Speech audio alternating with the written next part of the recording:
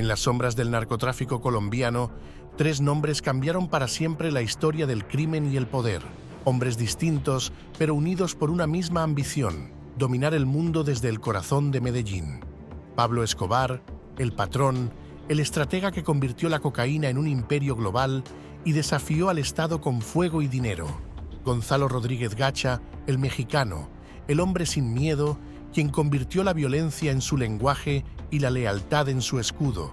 Carlos Leder, el visionario, el traficante que mezcló política, ideología y aviones cargados de polvo blanco rumbo a Estados Unidos. Tres mentes, tres destinos, un solo legado: el ascenso y caída de un poder que marcó a toda una generación.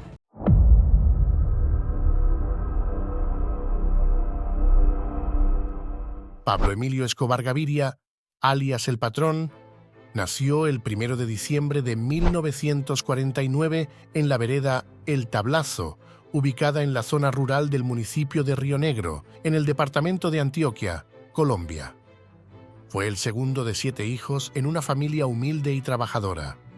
Sus padres Abel de Jesús Escobar Echeverry, un campesino agricultor, y Hermilda de los Dolores Gaviria Berrío, quien además de criar a sus hijos, también trabajaba como maestra en una escuela primaria local.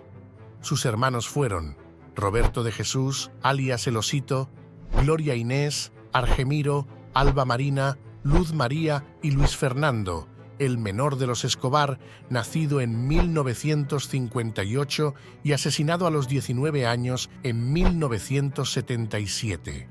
Su abuelo materno, Roberto Gaviria Covaleda, ya había precedido a Pablo en actividades ilegales como renombrado contrabandista de whisky a principios del siglo XX.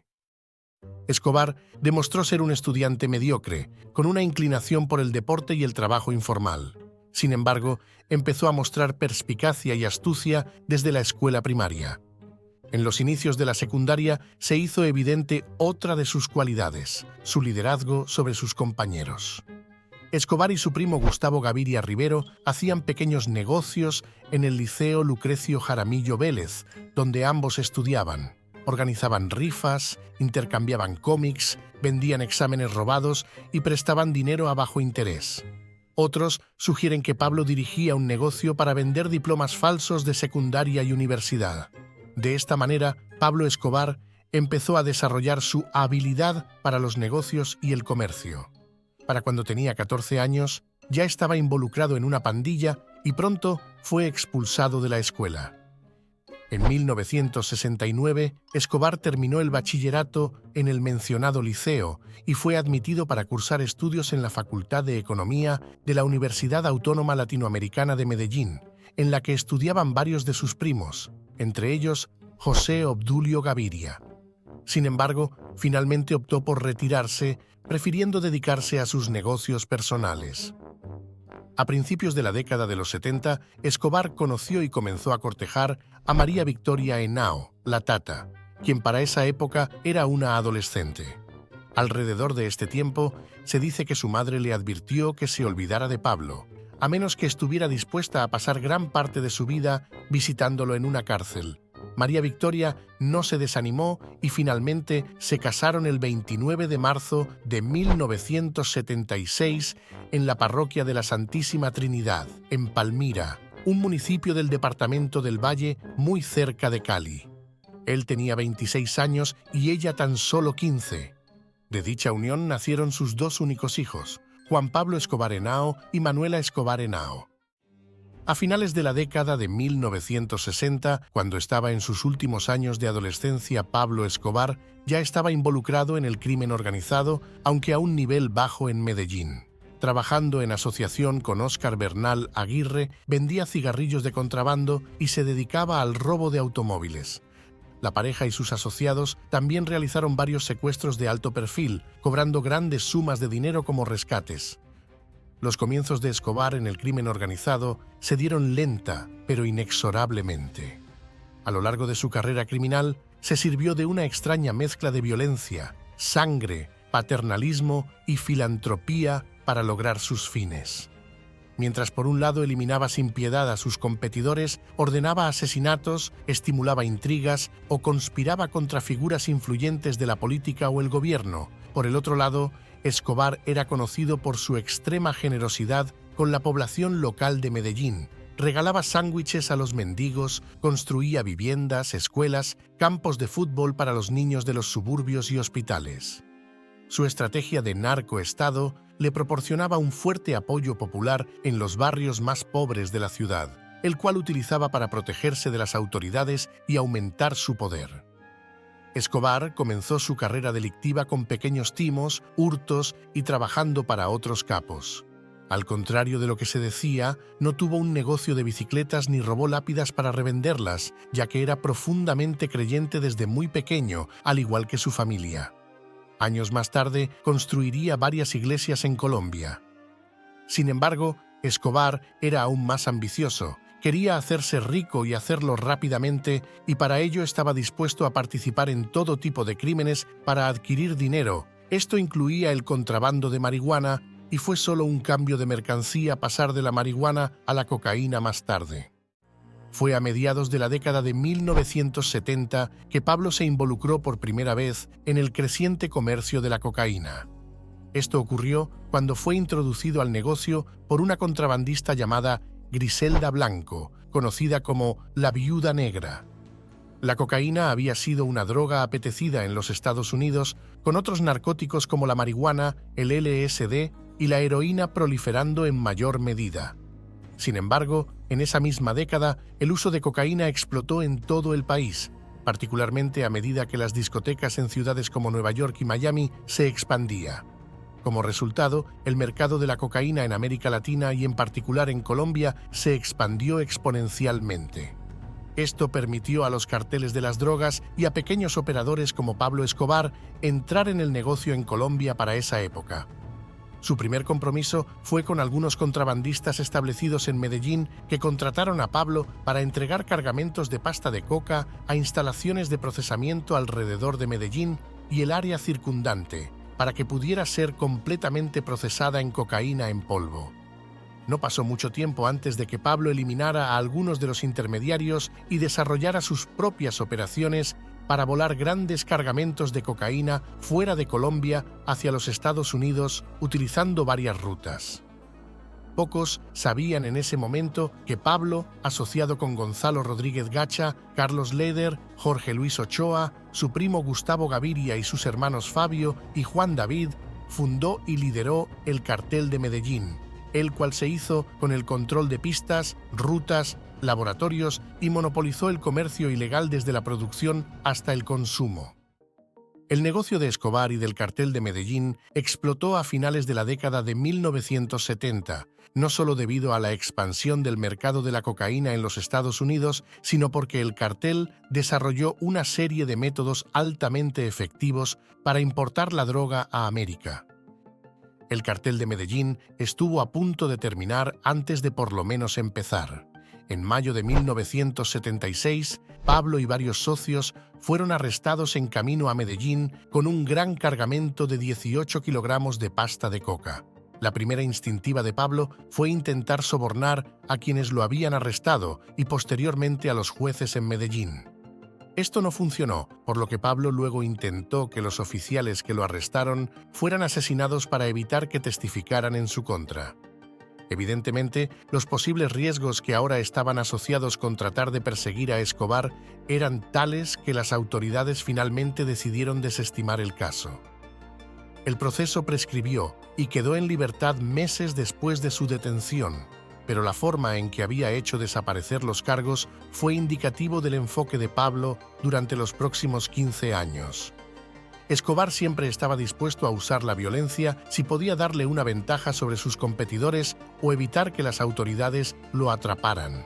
Y esto es importante recordar en cualquier evaluación de Pablo Escobar. Continuamente, en los años venideros, trataría de representarse a sí mismo como un humilde comerciante de drogas que creía que algún día se legalizarían de todos modos, pero detrás de estas descripciones egoístas había alguien que ordenó miles de muertes a lo largo de los años. Carlos Leder y George Jung entraron a trabajar para Escobar poco después de haber sido liberados de una prisión en 1976. Leather había terminado en la prisión de Danbury, Connecticut, por contrabandear marihuana y vender autos robados, mientras que Jung había estado operando un negocio para traer marihuana a California desde México y luego enviarla a través del país a Nueva Inglaterra, donde se vendía a un precio enorme en comparación con su costo de origen. En Danbury concibieron un plan para entrar en el ahora creciente comercio de cocaína. Escobar contrató a la pareja para facilitar la expansión de su negocio, trayendo cargamentos cada vez mayores de cocaína a los Estados Unidos. En 1978, Carlos Leather comenzó a comprar propiedades en Norman's Cay, una pequeña isla de las Bahamas, con la intención de convertirla en un depósito de cocaína entre Colombia y América. Así, en unos pocos meses, había virtualmente convertido la isla en un dominio personal en la que invirtió millones de dólares para construir una pista de aterrizaje y bodegas. Durante los siguientes años, Norman's Cay actuó como el aeropuerto personal del Cartel de Medellín en el Caribe, frente a la costa de los Estados Unidos y en estrecha proximidad al mercado de cocaína más grande del mundo.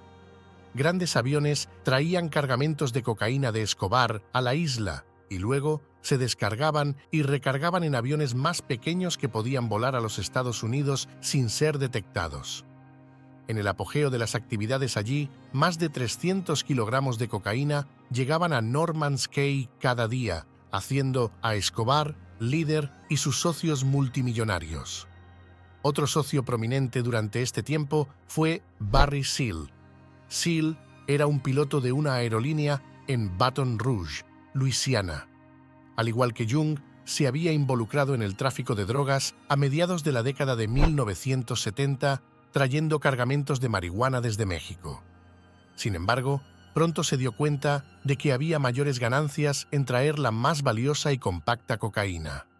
Para 1981 había establecido conexiones con Escobar y el Cartel de Medellín y tenía una operación sistemática en marcha. Seal usaba más de una docena de aviones pequeños que podían volar bajo y evitar la detección por radar en el espacio aéreo estadounidense. Estos volaban sobre el Golfo de México hasta el espacio aéreo de Luisiana, donde luego arrojaban los paquetes desde el avión a lugares acordados en un área rural. Seal tenía un equipo en tierra que recogía los paquetes antes de enviarlos a Florida y entregarlos a la red de distribución del Cartel de Medellín en la costa este. Mientras Norman's Cay se convertía en un dominio privado de Leather como una rama del Cartel de Medellín y Seal arrojaba sus paquetes sobre Luisiana, Escobar también estaba estableciendo su propio reino privado en Colombia. Las operaciones continuaron creciendo sin obstáculos durante finales de la década de 1970 y principios de los 80. En esta etapa se benefició de su relativa anonimidad.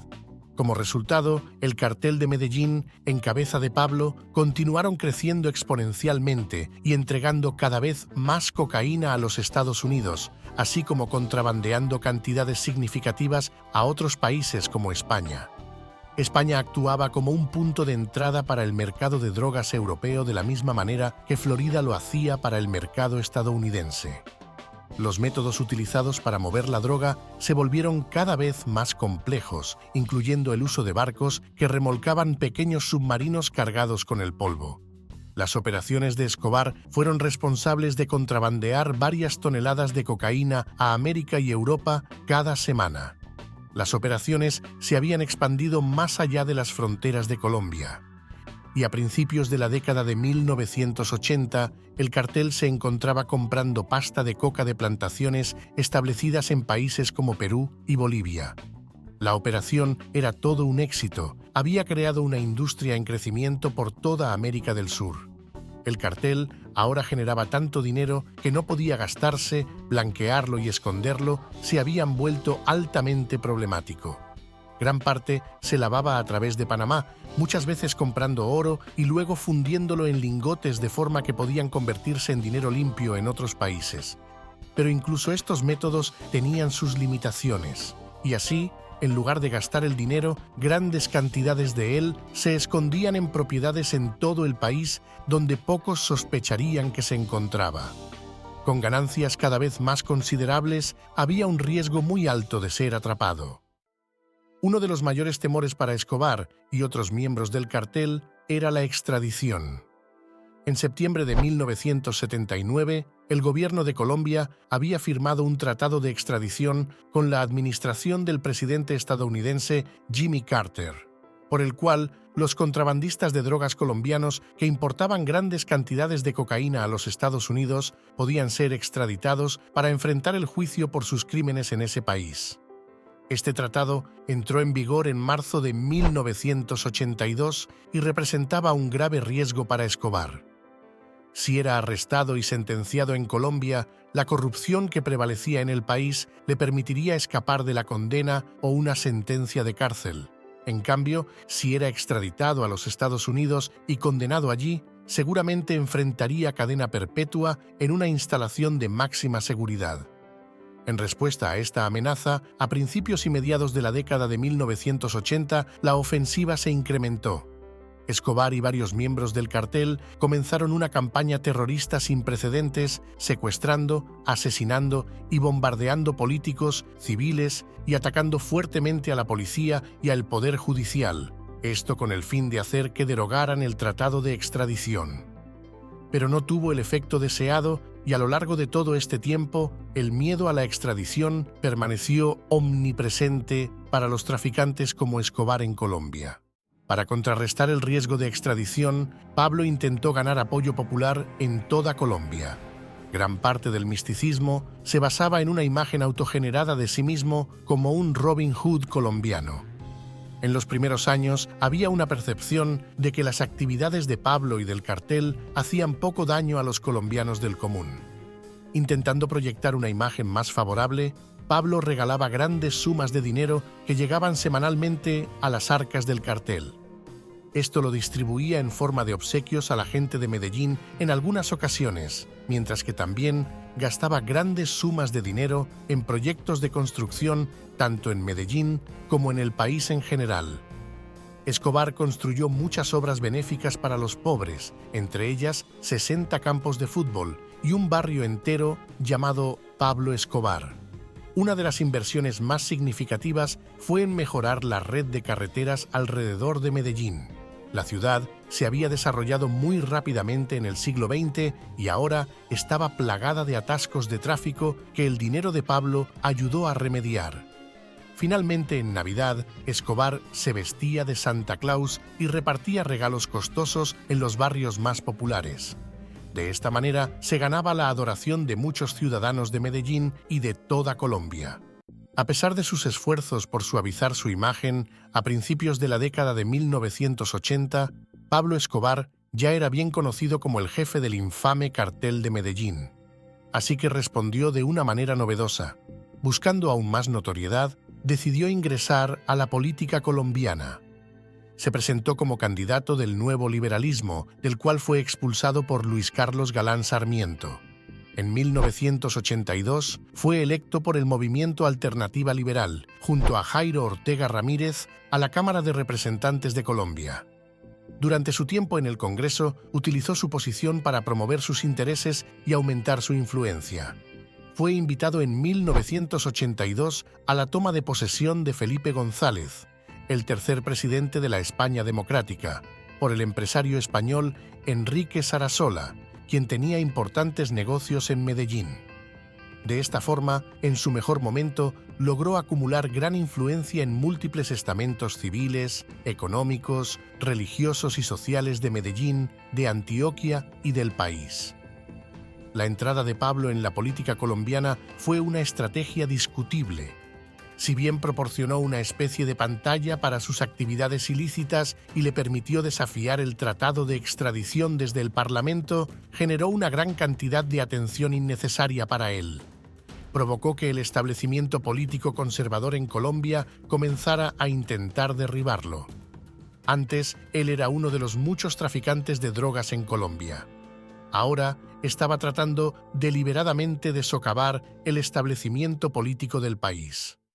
El recién electo presidente conservador Belisario Betancur, decidido a sacar a Escobar de la política colombiana, a mediados de 1983 inició una campaña contra Pablo.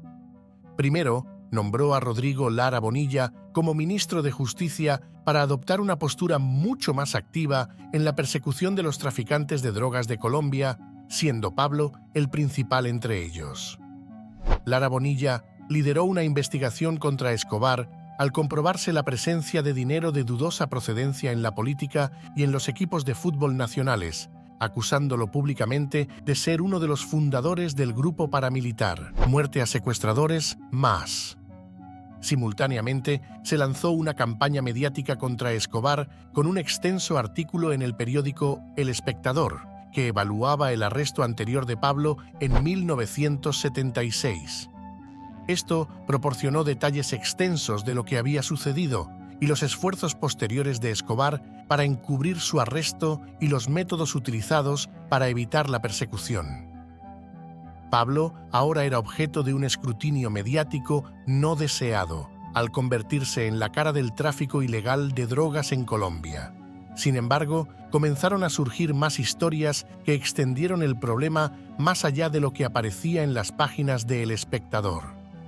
Algunas de estas se centraron en su vida privada y proporcionaron detalles sobre cómo Pablo había comenzado un romance con una conocida presentadora de televisión colombiana llamada Virginia Vallejo.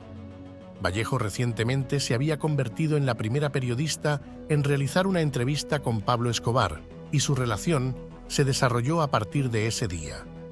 El resultado fue una crisis en su casa y en público para el traficante, ya que su esposa María Victoria temporalmente lo echó de la residencia familiar y amenazó con divorciarse de él, situación que solo se resolvió después de mucho rogar, aunque el romance de Pablo con Vallejo continuó de forma intermitente durante varios años más y solo terminó en 1987. Simultáneamente, la Embajada de Estados Unidos en Bogotá canceló la visa estadounidense de Escobar, mientras que el Congreso colombiano votó a favor de revocar la inmunidad especial de Pablo como miembro del Parlamento. Como resultado, decidió retirarse del ámbito político, consciente de que su plan de tratar de obtener una mayor protección contra la persecución al ingresar en la política había tenido el efecto contrario. El 20 de enero de 1984, renunció a su escaño en la Cámara de Representantes de Colombia en una carta que decía: «Seguiré luchando contra las oligarquías y las injusticias y contra los arreglos a puerta cerrada que continúan fomentando un flagrante desprecio por las necesidades del pueblo y especialmente contra los demagogos y los políticos sucios que permanecen indiferentes ante el sufrimiento del pueblo, pero siempre están alerta cuando se trata de repartir el poder oficial». Fue una salida desafiante, y como demostraría en los años siguientes, Escobar ahora estaba decidido a confrontar al gobierno colombiano de otra manera más agresiva. El 30 de abril de 1984, 3 meses después de la renuncia de Pablo al Parlamento colombiano, el ministro de Justicia, Rodrigo Lara Bonilla, es asesinado por órdenes de Pablo Escobar, iniciando un período conocido como el narcoterrorismo. Tras este hecho, el presidente Belisario Betancur, quien se oponía a la extradición de colombianos, decide autorizarla, desencadenando una serie de operativos por parte de la policía para capturar a los miembros del cartel de Medellín. Los principales cabecillas del cartel, encabezados por Pablo Escobar y su familia, debieron refugiarse en Panamá. Y en mayo de 1984, en medio de los llamados Diálogos de Panamá, con el expresidente Alfonso López Michelsen, buscarían un último intento de acercamiento al Estado. Su fracaso se debió a que los diálogos se habían filtrado a la prensa. Meses después, regresarían clandestinamente al país y la guerra total sería cuestión de tiempo. Un año después del asesinato de Lara Bonilla, pese a los anuncios del gobierno de combatirlos, los narcotraficantes del cartel de Medellín, renombrados ahora como los extraditables, permanecían impunes, expandiendo su aparato criminal por amplias zonas del país y abriendo nuevas rutas de tráfico de cocaína por Nicaragua y Cuba. Todo ello en connivencia con algunos sectores de la fuerza pública comprados a base de dinero y terror. Cuando finalmente regresó a Colombia a finales de 1984, Pablo estaba decidido a escalar su conflicto con el gobierno.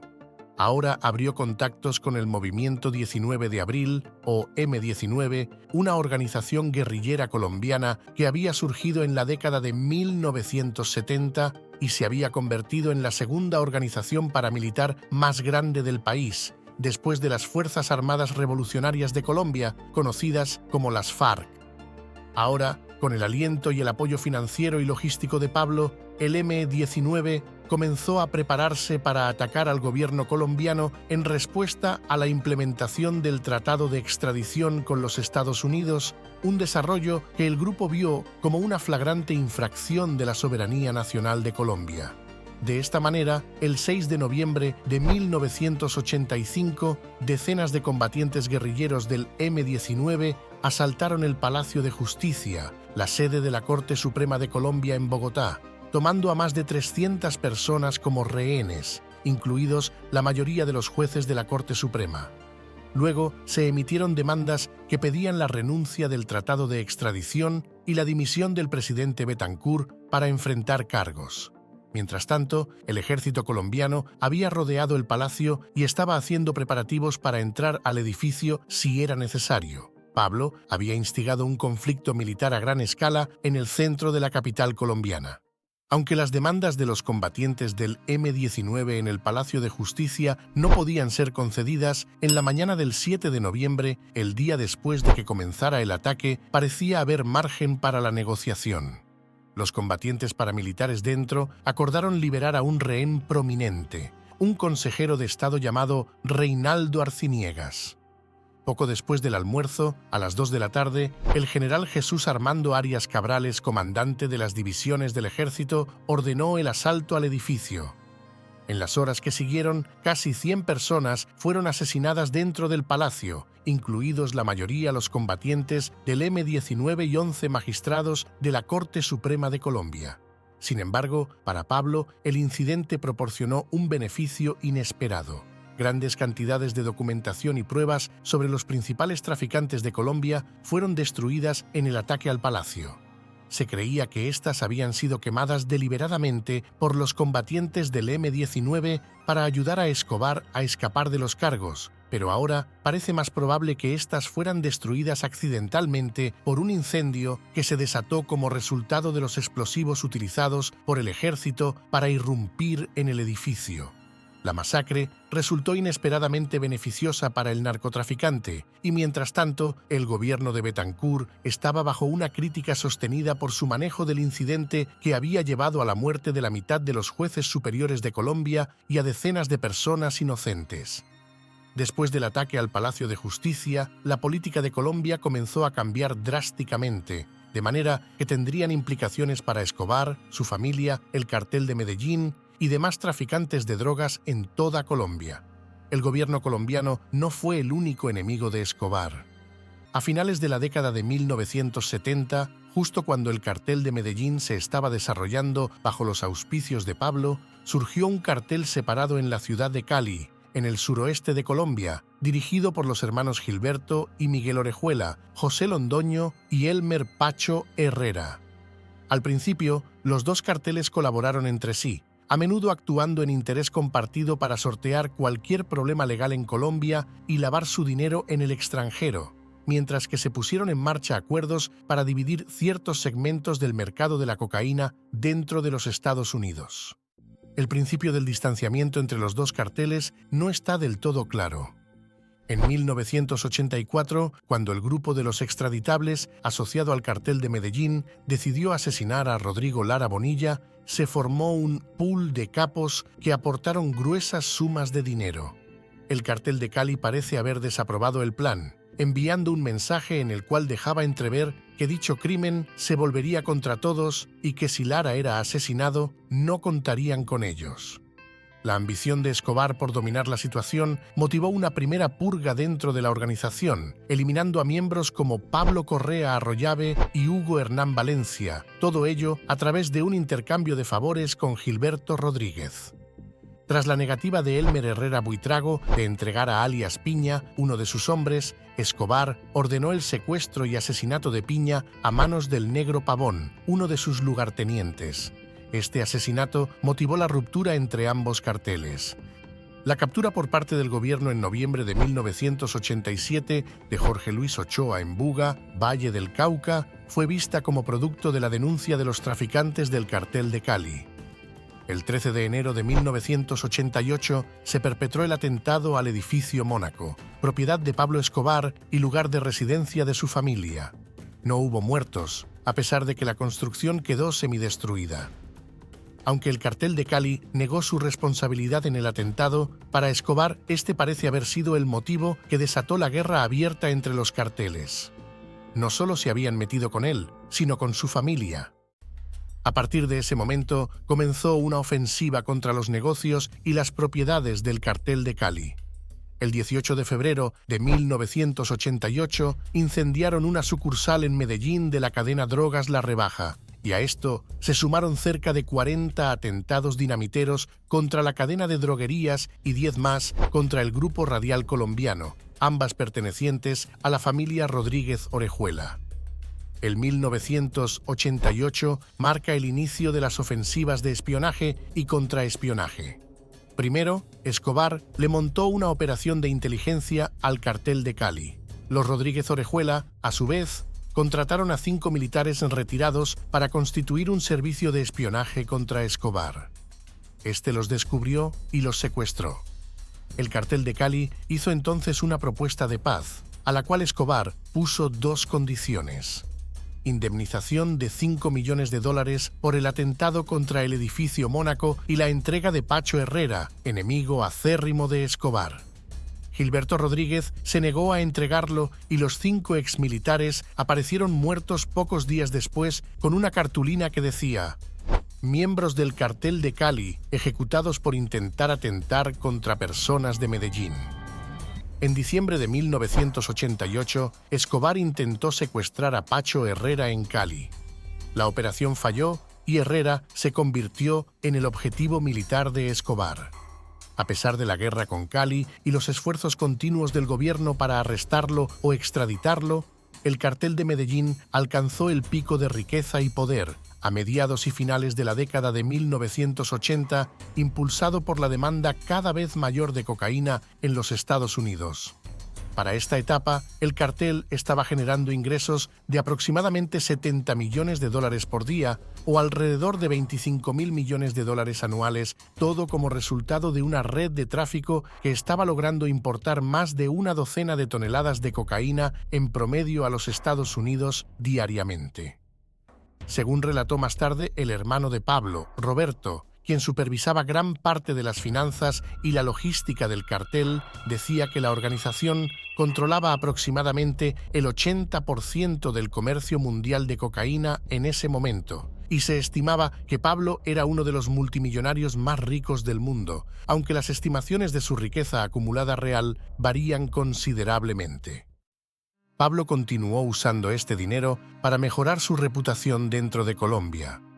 En particular, Escobar era consciente del valor de utilizar el deporte para sus propios fines propagandísticos.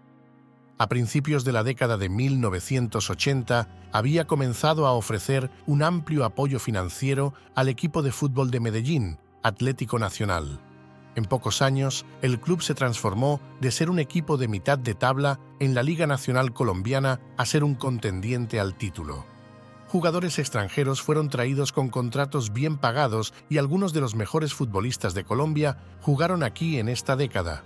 Así, el club terminó segundo en el campeonato en 1988, un resultado que los calificó para la Copa Libertadores de América. En este torneo, Nacional venció al Club Olimpia de Paraguay en una tanda de penaltis para convertirse en el primer equipo colombiano en ganar la Copa en 1989. Para Pablo, la inversión en el club tuvo múltiples beneficios. Le ganó una gran cantidad de seguidores en Medellín y en toda Colombia, pero también le permitió lavar sumas significativas de dinero a través de anillos de apuestas. Cualesquiera que fueran las vicisitudes de la riqueza del cartel y el éxito deportivo de Atlético Nacional, las operaciones de tráfico de Escobar estaban teniendo un impacto aterrador en la ciudad de Medellín. A finales de 1980 y principios de 1990, Medellín se había convertido estadísticamente en la ciudad más peligrosa del mundo para vivir, según los incidentes violentos y la cantidad de homicidios cometidos. El cartel de Medellín, bajo el mando de Pablo, se destacó por su brutalidad y violencia. Escobar era responsable de numerosos asesinatos de políticos, jueces y policías que se oponían a él. Entre los incidentes más notorios se encuentran el asesinato del candidato presidencial Luis Carlos Galán. Galán era un antiguo enemigo de Escobar que había decidido postularse para la presidencia de 1990 y en agosto de 1989 estaba encabezando las encuestas nacionales por amplio margen. Sin embargo, el 18 de ese mismo mes fue asesinado a tiros en Soacha, un municipio de Cundinamarca a las afueras de Bogotá. Y no hay duda de que el cartel de Medellín encabezado por Pablo Escobar ordenaron su asesinato.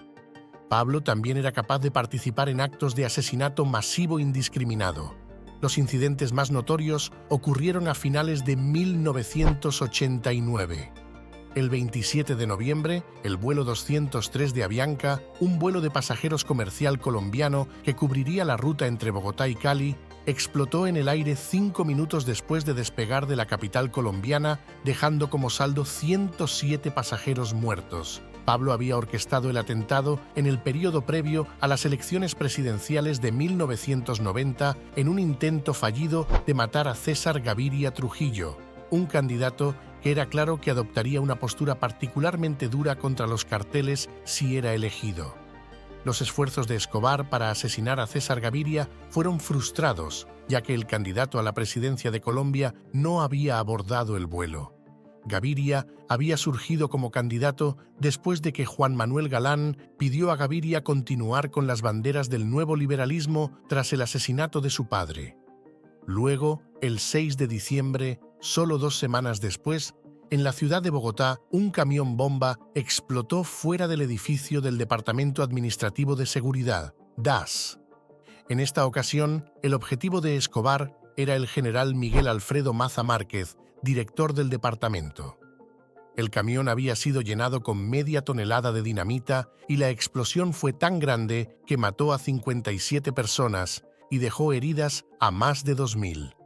Así, a pesar de todos sus intentos por presentarse como un héroe colombiano, Escobar estaba cometiendo actos de asesinato masivo indiscriminado en toda Colombia a finales de la década de 1980.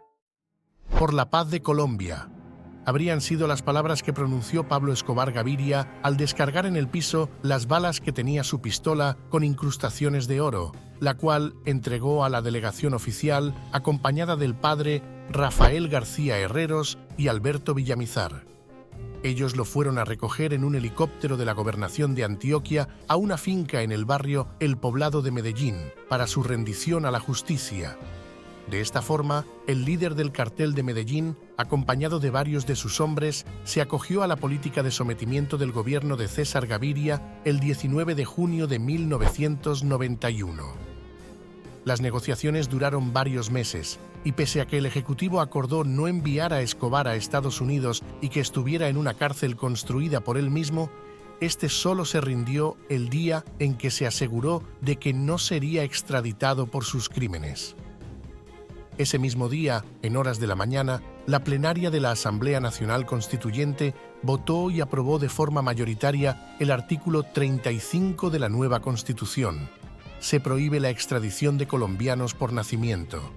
No se concederá la extradición de extranjeros por delitos políticos o de opinión.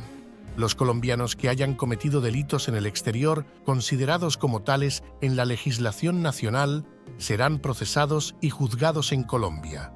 De esta forma, Pablo Escobar Gaviria y el resto de extraditables se garantizaban que solo serían juzgados por instancias colombianas. Un afán que llevó al país a ser víctima de la barbarie del cartel de Medellín y un derramamiento de sangre sin precedente justificado con el lema: preferimos una tumba en Colombia que una cárcel en los Estados Unidos. Los narcos colombianos sabían de la debilidad del sistema legal colombiano y sus vacíos, que aprovechaban para delinquir sin tener ni siquiera una orden de captura. Por el contrario, los horrorizaba que fueran solicitados por la justicia estadounidense, porque tan solo un pedido de extradición implicaba que podían estar décadas encerrados en una pequeña celda de dicho país. Por eso, desde que comenzaron a llegar los primeros requerimientos de las autoridades norteamericanas a mediados de los años 80, los nacientes carteles comenzaron a moverse en contra de la extradición. Este era un arreglo que podría tener beneficios para ambas partes. Para Escobar, significaría una especie de borrón y cuenta nueva dentro de Colombia, mientras que para el gobierno colombiano ofrecía la posibilidad de que los constantes ataques a políticos y jueces que Escobar había supervisado durante gran parte del tiempo pudieran finalmente llegar a su fin.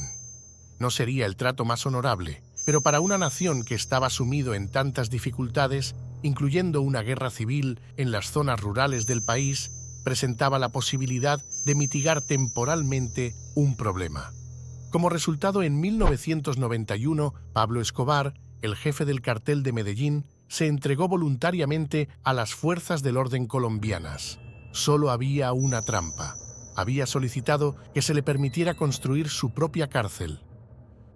El 19 de junio de 1991, el capo ingresó voluntariamente en prisión a cambio de no ser extraditado a Estados Unidos. Sin embargo, para hacerlo, exigía al gobierno, entre otras cosas, que fuera en una cárcel exclusiva, con el argumento de que podría correr peligro de muerte si ingresaba en una correccional común. Así, el gobierno autorizó las obras del emplazamiento, que se convertiría posteriormente en la peor vergüenza del sistema penitenciario colombiano. La catedral, un recinto construido a medida, se erigía en unos terrenos ubicados en el municipio de Envigado, propiedad del mismo Escobar. Contaba con innumerables lujos, como cancha de fútbol, discoteca, jacuzzi, bolera y hasta un bar con los mejores licores para él y sus asociados. Además, disponía de una fuerte seguridad brindada por el ejército colombiano en su exterior, espacio aéreo restringido y las autoridades penitenciarias designadas por el Estado para custodiar su reclusión, que en su mayoría eran sicarios de Escobar disfrazados de guardias carcelarios. Escobar podría efectivamente continuar supervisando sus actividades de tráfico desde la cima de la colina con vistas a Medellín, mientras que el gobierno podría poner la cara y decir que finalmente había logrado imponer algún tipo de castigo al narcotraficante. La farsa no duró mucho. A principios de 1992 circulaban informes en los medios de comunicaciones colombianos de que Pablo continuaba dirigiendo el cartel de Medellín desde la catedral, así como muestras de las cómodas circunstancias que disfrutaba allí. El gobierno colombiano, presionado por la opinión pública, decidió intentar trasladar a Escobar a una cárcel colombiana convencional en julio de ese mismo año. Sin embargo, la noticia de esto llegó fácilmente a Pablo y con pocas restricciones a sus movimientos dentro de la cárcel, Escobar pudo dejar la catedral sin problemas. Retiraron una pared falsa que había construido previamente y junto a sus fieles compañeros de reclusión lograron salir fácilmente a través de una ruta de escape que había diseñado cuando se construyó su propia prisión para albergarlo.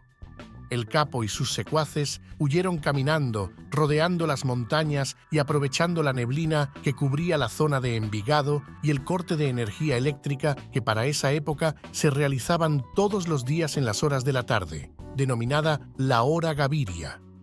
La evasión del capo, la más grande burla al gobierno de Gaviria ante la opinión pública y la justicia colombiana, terminaría quedando desprestigiada internacionalmente. El gobierno, burlado en lo más profundo, creó el Bloque de Búsqueda, un cuerpo conformado por la Policía Nacional, el Ejército Nacional y los cuerpos antidroga de Estados Unidos para cazar a los prófugos y desmantelar de una vez por todas su imperio criminal. También se unieron a estos una amplia coalición de enemigos de Pablo, principalmente el Cartel de Cali y un grupo de paramilitares ex socios del capo conocido como los Pepes. Los Pepes es un acrónimo de Perseguidos por Pablo Escobar, una organización que ostensiblemente representaba a personas que habían perdido seres queridos debido a la campaña de violencia y bombardeos de Escobar. La colaboración entre el bloque de búsqueda, las unidades de operaciones especiales y la Fuerza Delta estadounidense se veía abiertamente en las calles de Medellín y Bogotá, realizando búsquedas casa por casa y tratando de rastrear a los socios más cercanos de Escobar. En diciembre de 1992 estuvieron muy cerca de capturar al narcotraficante cuando allanaron una casa de seguridad que estaba utilizando. Pablo se había mudado de allí unas horas antes. El día 2 de diciembre de 1993, un día después de haber cumplido 44 años, Escobar fue arrinconado por la fuerza pública y por las amenazas que pesaban sobre su familia. El capo trató de negociar su rendición, condicionándola a la salida del país de su esposa e hijos, pero esta vez su propuesta no halló eco entre el poder ejecutivo. Aunque logró evadir al bloque de búsqueda durante 6 meses más, la muerte de su jefe de seguridad, el Angelito, León Puerta Muñoz, lo dejó desprotegido, al mando ya de sicarios rasos. Finalmente, la preocupación por la situación de su esposa e hijos, refugiados en residencias Tequendama bajo estricta vigilancia policial después de buscar fallidamente asilo en Estados Unidos y Alemania, fue utilizada como carnada por el gobierno para atraer a Escobar. El bloque de búsqueda se enfocó en localizar a Escobar, y después de 16 meses de intensas labores de inteligencia, el 1 de diciembre de 1993 consiguió rastrear y localizar 6 llamadas que Escobar le hizo a su hijo. Previamente, unidades de inteligencia de señales de la Dijín habían localizado el paradero del capo mediante tecnología francesa y británica adquirida por la Policía Nacional en 1991 y operada por oficiales y suboficiales de inteligencia de la Policía colombiana. Esa misma tarde del 2 de diciembre de 1993, unidades del bloque de búsqueda rodearon la casa donde se ocultaba. Fue localizado en el barrio Los Olivos, un barrio de clase media de la ciudad de Medellín. Al momento de ser descubierto en su escondite, lo cuidaba solamente un sicario, Álvaro de Jesús Agudelo, el Limón, el cual murió abatido cuando se enfrentó con los agentes que ingresaron a la vivienda donde se ocultaba el capo. Al verse acorralado, Pablo Escobar intentó escapar por los tejados de las casas aledañas y recibió 3 tiros. El primero de los 3 disparos que lo impactaron procedió del fusil de un agente que cubría la salida posterior de la casa. Lo recibió cuando intentó volver sobre sus pasos en el tejado y fue alcanzado en la parte de atrás del hombro por una bala que se alojó entre los dientes, según el dictamen forense. Un segundo disparo, localizado en el muslo izquierdo, le impidió volver a levantarse. Finalmente, el tercero y más polémico alcanzó su cabeza a poca distancia y entró desde el lado derecho de la cara, cerca del oído, para salir por la izquierda. La bala le mató de forma instantánea. El Cartel de Medellín fue una organización criminal altamente sofisticada que operaba como un verdadero Estado dentro del Estado.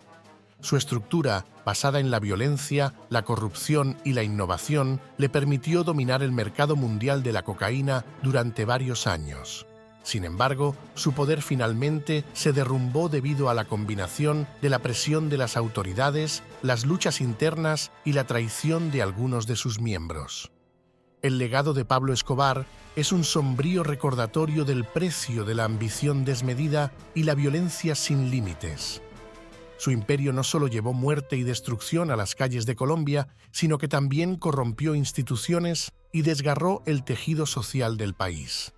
La historia de Escobar no es solo la historia de un hombre, sino la de un país entero luchando contra el flagelo del narcotráfico y sus devastadoras consecuencias.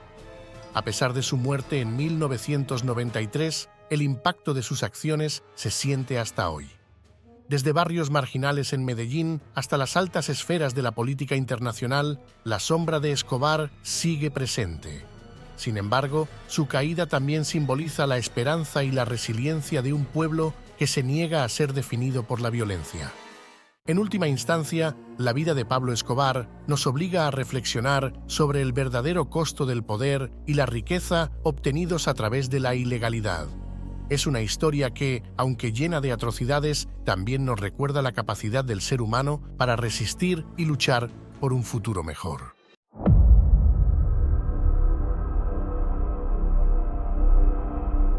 El colombiano José Gonzalo Rodríguez Gacha, más conocido con el alias de El Mexicano, debido a su fascinación por la cultura azteca, nació el 14 de mayo de 1947 en la vereda de Veraguas del municipio de Pacho. Dicho municipio se encuentra ubicado en el departamento de Cundinamarca, a tan solo 90 kilómetros de Bogotá. Gonzalo era hijo de José Joaquín Rodríguez y Bernarda Gacha, una pareja humilde de origen campesino y oriundos de Vergara, Cundinamarca, un municipio muy cerca de su pueblo natal. Don José se dedicaba principalmente a las labores del campo y a la venta de quesos en el comercio local, mientras que doña Bernarda, como muchas mujeres de su tiempo, se encargaba de los hijos y complementaba las labores familiares, participando en tareas agrícolas menores relacionadas con la subsistencia.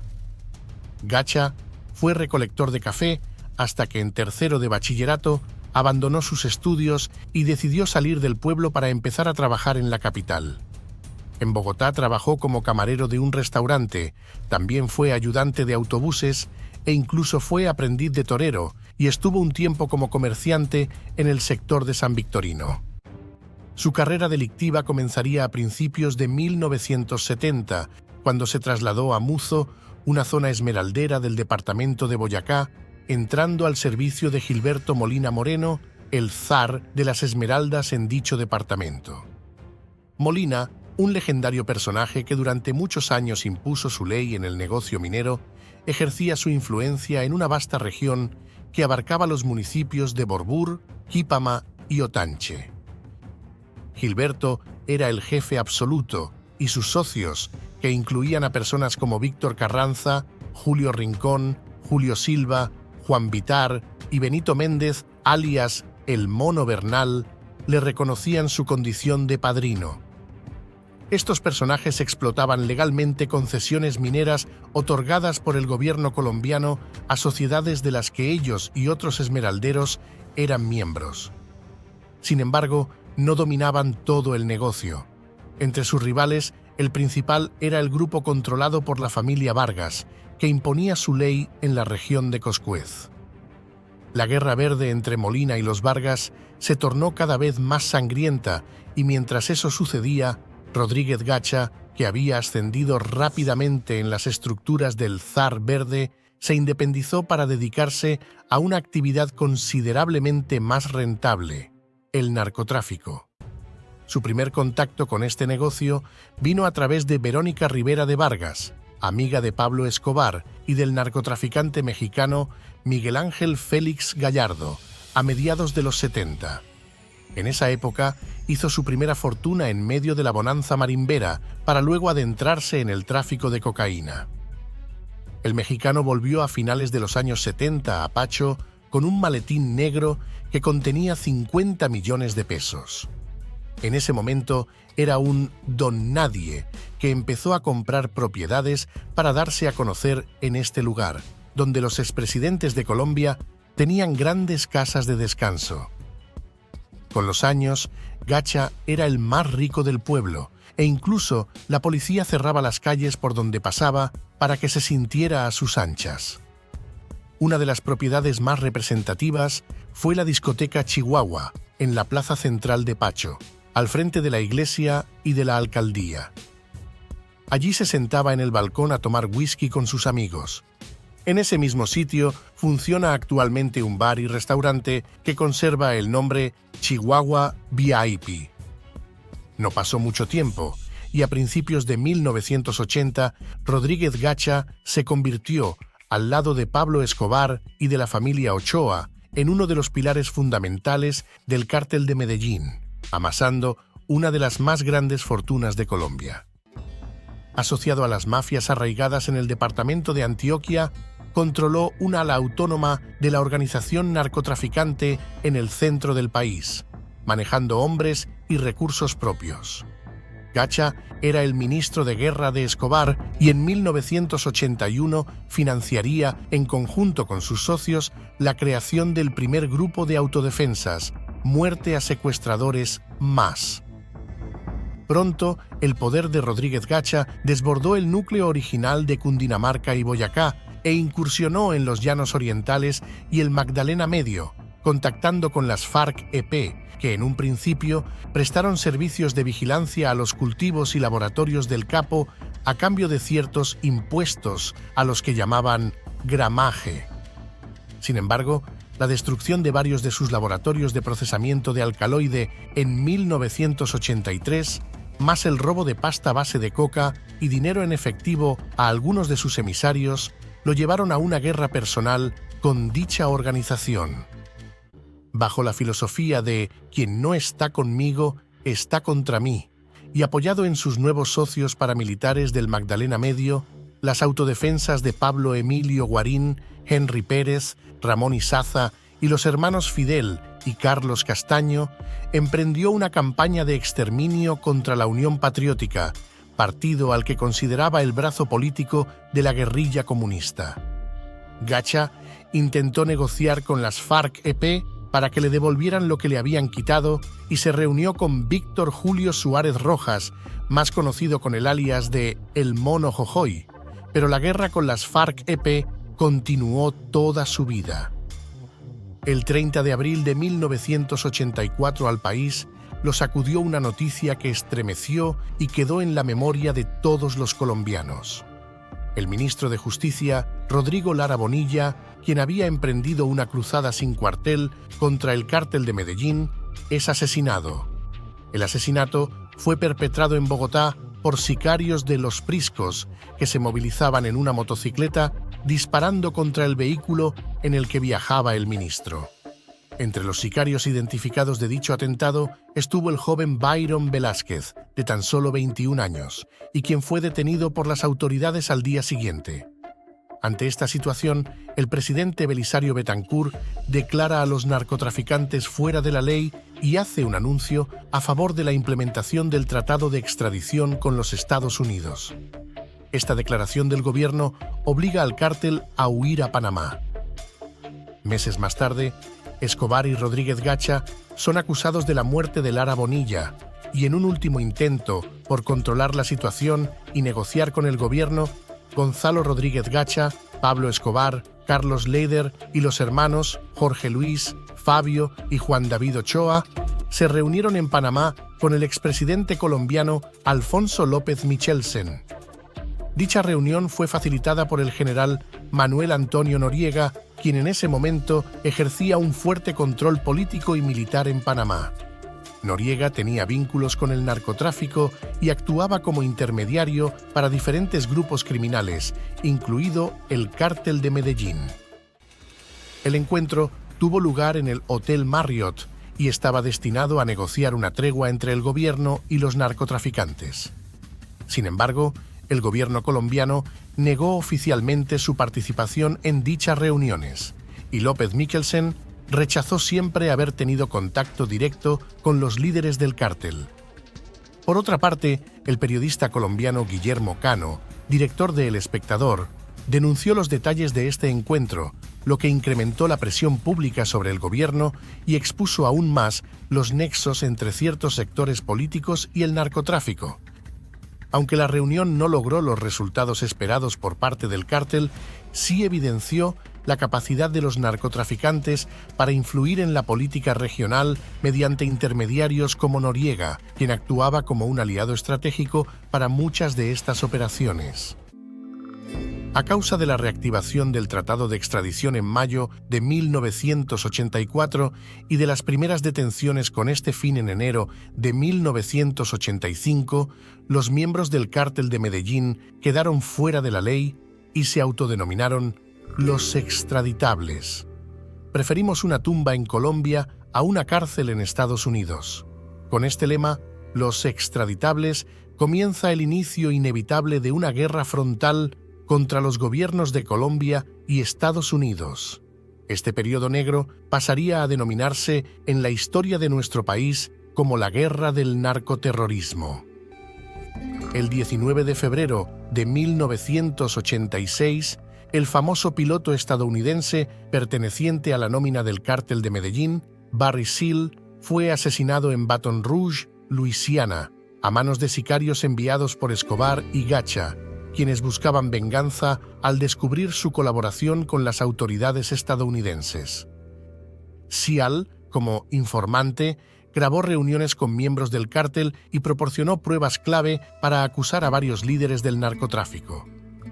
Murió a los 46 años en el estacionamiento frente a un centro de rehabilitación donde cumplía una sentencia de servicio comunitario relacionada con sus actividades ilícitas.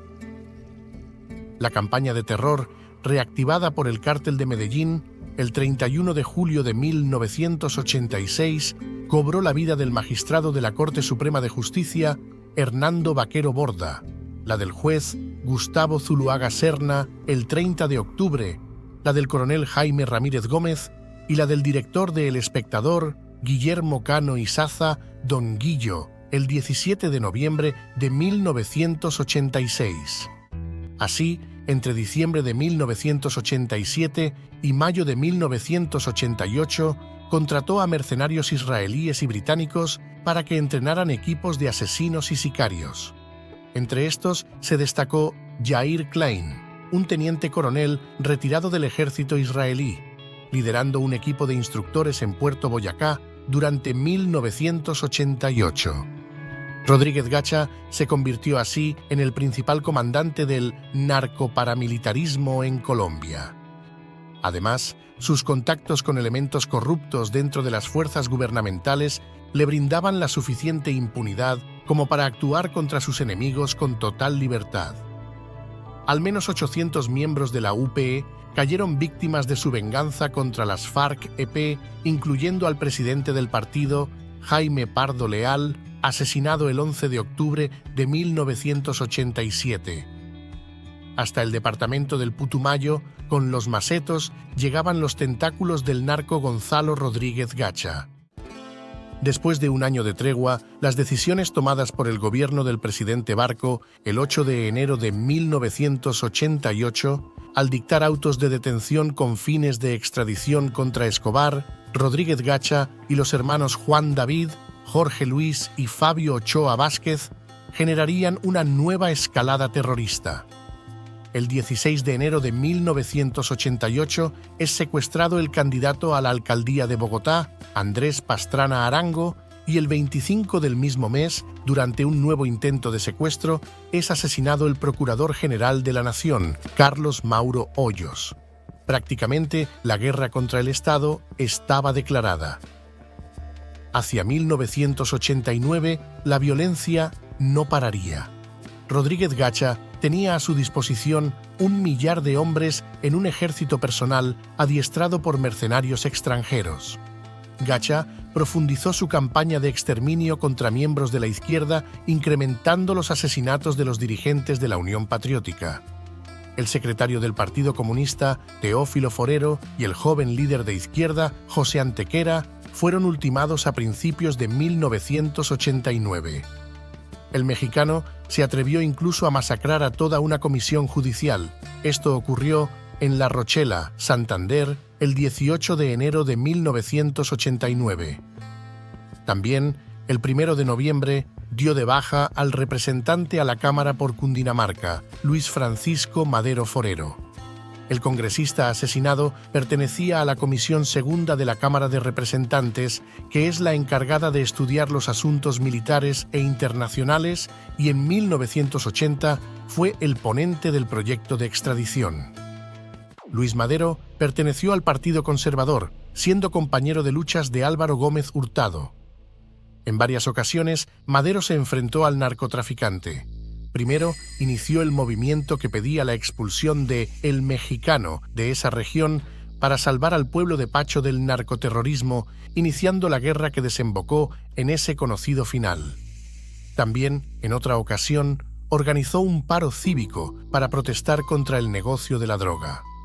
A la vez, El Mexicano entró en un conflicto más intenso y violento por el control de las minas de esmeraldas en el occidente de Boyacá.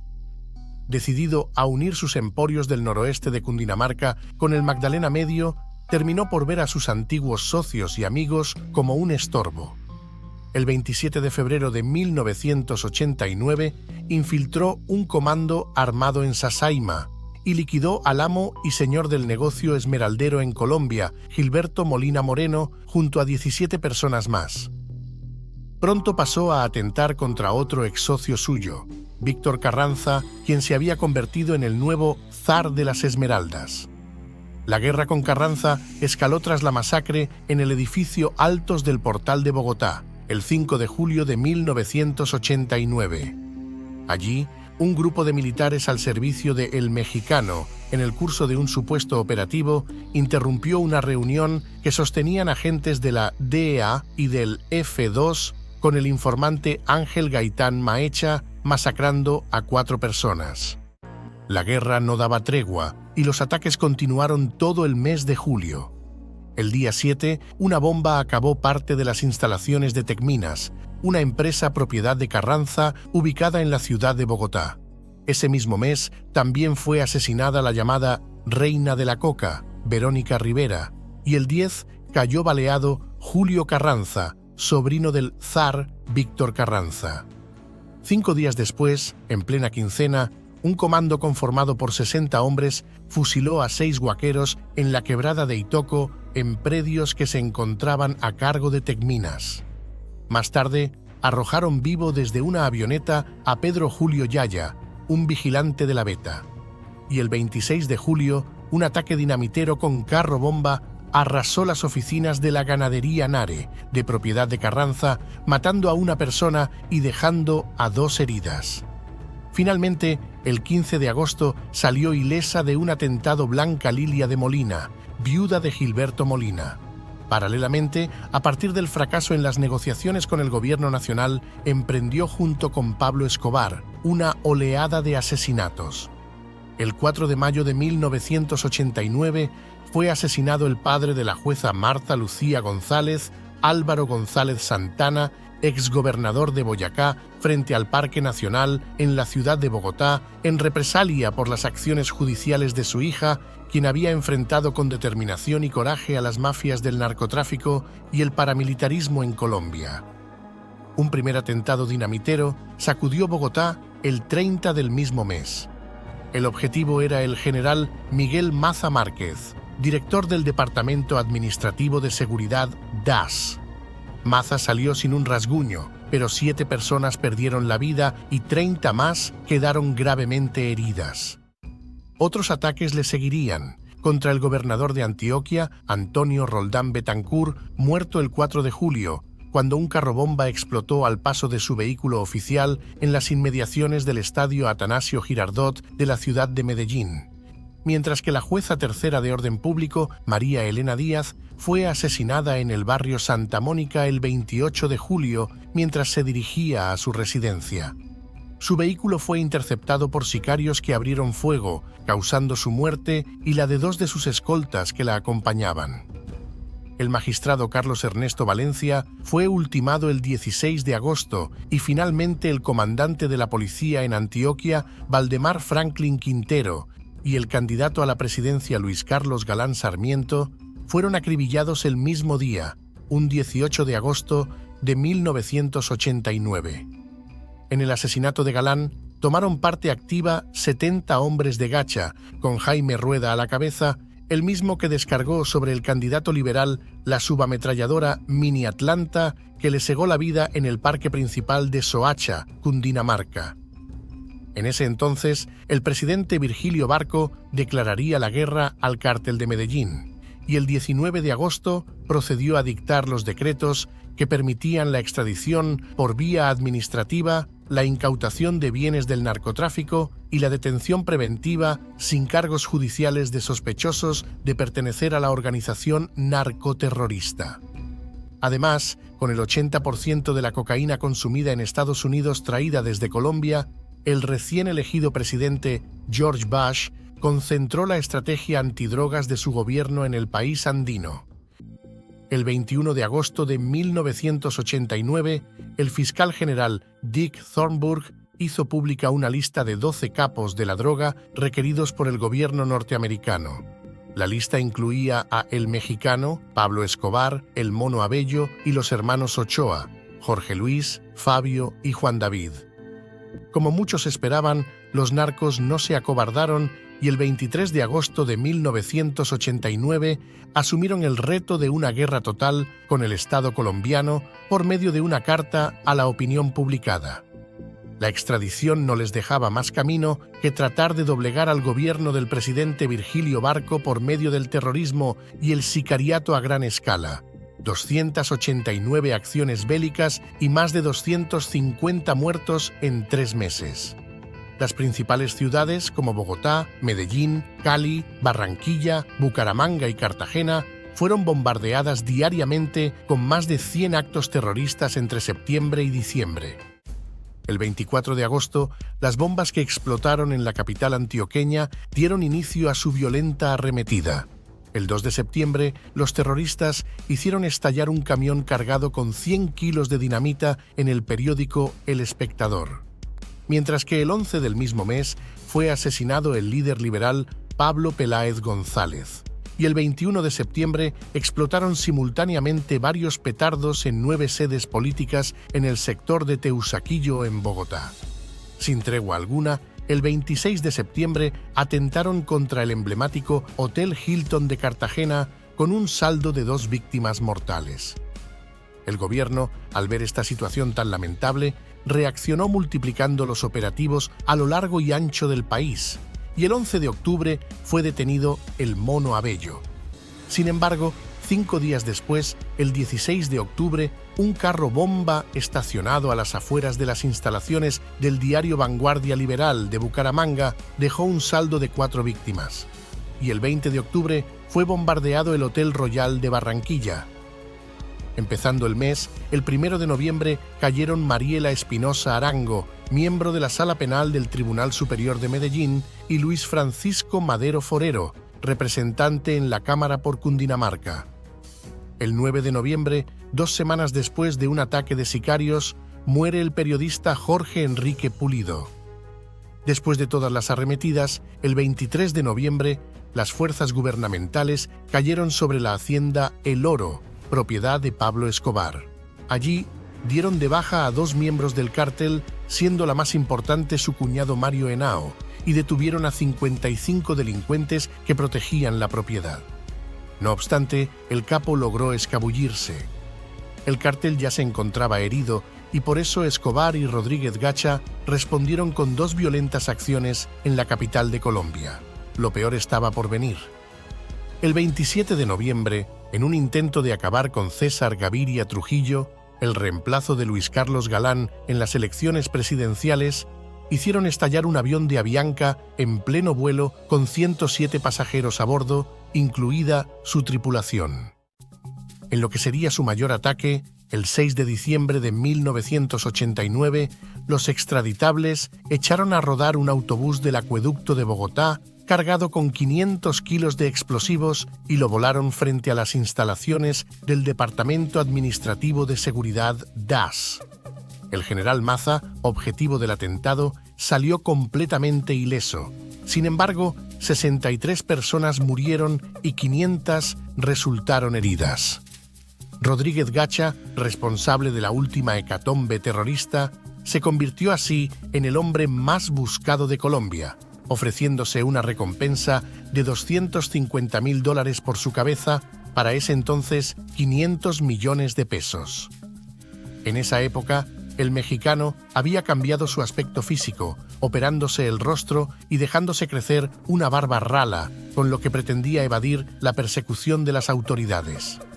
El presidente enfrentaba una guerra sin cuartel y tras el atentado al edificio del gobierno, se enfocó en capturar a los cabecillas del cártel de Medellín. En agosto de 1989, el gobierno del presidente Barco había tenido un golpe de suerte cuando Freddy Gonzalo Rodríguez Celades, el hijo de El Mexicano, fue detenido por posesión ilegal de armas al norte de Bogotá. Se le retuvo durante más tiempo del estipulado por la ley, tratando de presionar a su padre, pero en vista de que la estrategia no dio resultado, se le liberó el 22 de noviembre. Con esto, parecía que se había perdido cualquier pista a Rodríguez Gacha. Sin embargo, Jorge Velázquez, alias El Navegante, un informante contratado por el Cártel de Cali, infiltrado en las estructuras que Gacha tenía en la costa atlántica, reveló la ubicación del narco en Cartagena de Indias, donde se encontraba protegido por un grupo de 25 guardaespaldas. Al percatarse de la presencia de las autoridades, los fugitivos tomaron una lancha y se embarcaron rumbo a Tolú. Allí lo acompañaban su hijo Freddy Gonzalo y Gilberto Rendón Hurtado, alias Mano de Yuca, quien dentro del cártel controlaba redes de transporte de cocaína desde la costa Caribe, y 4 escoltas más. También El Navegante los acompañaba, y tras dejarlos en la noche del 14 de diciembre en la costa de Coveñas, este dio cuenta de la nueva ubicación de Rodríguez Gacha a las autoridades. Después de que la policía interceptara la lancha y embarcara a Velázquez en uno de los 2 helicópteros artillados movilizados para la ofensiva, se dispuso el operativo final. Al mediodía del 15 de diciembre de 1989, sobre la 1:30 de la tarde, en la Operación Apocalipsis, unos 22 policías, 17 de ellos comandos de élite, a bordo de los 2 helicópteros artillados, sobrevolaron El Tesoro, un complejo de cabañas al borde del mar entre Coveñas y Tolú, donde se supone que estaría el objetivo. Con altavoces y sirenas, ordenaron a Rodríguez Gacha que se entregara, sin obtener respuesta alguna. Los delincuentes esperaban en silencio a ver qué pasaba con el operativo. Los helicópteros siguieron rastreando la zona, pensando tal vez que los narcoterroristas ya habían huido. Sin embargo, estos se hallaban a la espera de cualquier descuido y, en efecto, aprovecharon el momento para abrirse paso hasta un camión Chevrolet Carpado de color rojo que estaba estacionado fuera de la villa y emprender la huida armados con media docena de granadas, un fusil Galil, una subametralladora Heckler & Koch MP5, una pistola 9 milímetros y un revólver calibre 38 largo. La policía se percató rápidamente de la huida del camión y emprendieron su persecución. A menos de 2 kilómetros de Tolú, el automotor fue interceptado cuando se desvió por la ruta que conduce a Sincelejo, tratando de perder a sus perseguidores. Al no poder esquivar a las autoridades, un poco más adelante, a la altura de Tolugas, un complejo de gas propano, se lanzaron del vehículo Freddy Gonzalo y 4 guardaespaldas más, abriendo fuego contra una de las aeronaves para llamar su atención, a la vez que trataban de avanzar hacia un cerco de robles en medio de unos pastizales infestados de maleza. Uno de los helicópteros respondió con sus ametralladoras, dando de baja a 2 de los pistoleros para descender luego y dejar en tierra a 5 comandos de la Fuerza Élite, quienes se enfrentaron con los 2 escoltas que quedaban y Freddy, el hijo de El Mexicano, eliminándolos. En el intermedio, el camión que llevaba al capo y a Gilberto Rendón continuó con la huida, seguido desde el aire por la otra aeronave. Pero por esa misma carretera se encontraba una patrulla contraguerrilla de la Infantería de Marina, custodiando una de las fincas del extraditado Eduardo Martínez Romero. Al verlos, el camión se detuvo en la finca La Lucha, y de él descendieron Rodríguez Gacha y Rendón, internándose rápidamente en las plataneras adyacentes a la carretera. Los artilleros abrieron fuego tratando de detectar a los fugitivos que parecía que lograrían escapar. No obstante, Gacha, quien estaba armado con una subametralladora alemana MP5, perdió el impulso de su carrera cuando se desgarró el cuero cabelludo en una alambrada. Acorralado, comenzó a disparar, revelando su ubicación. La ametralladora le respondió y cayó al ser herido en una pierna. En ese momento, otro impacto de una bala calibre 7.62 milímetros le impactó en la cara, dejándolo instantáneamente sin vida. Fueron necesarias las diligencias dactiloscópicas para establecer sin duda su identidad. Minutos después, a la 1:45, cayó el último de los hombres del capo. Sin embargo, otra versión entregada por El Navegante sostiene que Rodríguez Gacha, al verse acorralado por la policía, se inmoló con una granada para evitar ser capturado y extraditado a los Estados Unidos. Pero esta teoría fue rechazada por la cúpula militar debido a que al cuerpo de Gacha no se le encontró rastros de que en su mano hubiese explotado algún artefacto bélico. Antes de morir, le hizo una señal de pistola a los policías. El único objeto de valor que le encontraron fue el reloj Cartier. El mayor Leonardo Gallego tuvo una impresión muy fuerte al observar el cadáver de Gacha tendido en el piso. El mexicano portaba una subametralladora humeante, dotada con proveedores pegados con esparadrapo, de tal manera que no perdiera tiempo al utilizarlos. Llevaba un fusil al hombro y una canana con granadas de mano. Las había gastado casi todas en su enloquecido intento por evadir la acción de la justicia. Tras el operativo, al lado de las armas y los equipos de comunicación incautados, se encontró el último libro que leía Rodríguez Gacha, El método de un campesino millonario, que cuenta la vida del empresario colombiano Pepe Sierra. Virgilio Barco contestó una llamada a la presidencia y al otro lado de la línea, el general Carlos Casadiego, subdirector de la policía, le dijo: «Presidente, misión cumplida». Barco no entendió muy bien. «Hemos dado de baja a Gonzalo Rodríguez Gacha», aclaró el militar. Incrédulo, el primer mandatario preguntó: «¿Están totalmente seguros?». «Completamente, señor presidente. Muchas felicidades», fue la despedida de Barco. La muerte de Gacha, el mayor motivo de orgullo para el presidente Virgilio Barco en medio de su poco exitoso gobierno. 2 días después, en la noche del 17 de diciembre, el cuerpo de Gonzalo Rodríguez Gacha y el de su hijo Freddy Gonzalo Rodríguez Celades fueron enterrados en su natal Pacho, en medio de un multitudinario entierro al que asistieron cerca de 3.000 personas. Muchos en su pueblo lo veían como un benefactor de los pobres, de ahí la masiva presencia en su funeral. Hace varios años también empezó a correr el rumor de que la familia de Gacha se había llevado el cuerpo o que alguien se lo robó. La tumba con sus restos en Jardines de Esperanza desapareció y una serie de familiares en el 2005 lo notificaron a las autoridades. En los años 80, la fortuna del mexicano se multiplicó rápidamente. La inmensa cantidad de bienes que acumuló lo convirtieron en uno de los grandes terratenientes del país. Se cree que alcanzó a tener más de 116 propiedades, entre fincas, casas, apartamentos, lotes y vehículos, avaluados por más de 40.000 millones de dólares. Su casa en el barrio Chicó, en Bogotá, estuvo llena de excentricidades. Tenía enchapados en oro, porcelanas de cristal checoslovacas, tapices persas, pisos de mármol romano y paredes forradas con seda italiana. Estaba avaluada en 1.200 millones de pesos de la época. Hasta los rollos de papel higiénico eran importados de Italia y tenían estampados del nacimiento de Venus, de Botticelli. Gacha era dueño de 34 empresas y 21 haciendas. Tenía parte de su dinero en bancos de Londres, Panamá y Suiza, y entre sus bienes más preciados estaban 40 gallos de pelea y una pistola de oro decorada con imágenes de Túpac Amaru, que le regaló un cantante de rancheras mexicano. En su oficina brillaba el lema del boxeador Kid Pambelé: «Es mejor ser rico que pobre». Después de su muerte, el bien más buscado era un maletín negro, en el que se dice guardaba las claves de sus cuentas en el exterior. El tesoro del mexicano era Cuernavaca, una de las fincas más importantes del Capo, en donde se reunía con Pablo Escobar. Ubicada a 10 minutos de Pacho, era la finca más lujosa de Gacha. Actualmente parece abandonada, solo hay un cuidador y familias de desplazados a quienes el encoder les cedió unos predios.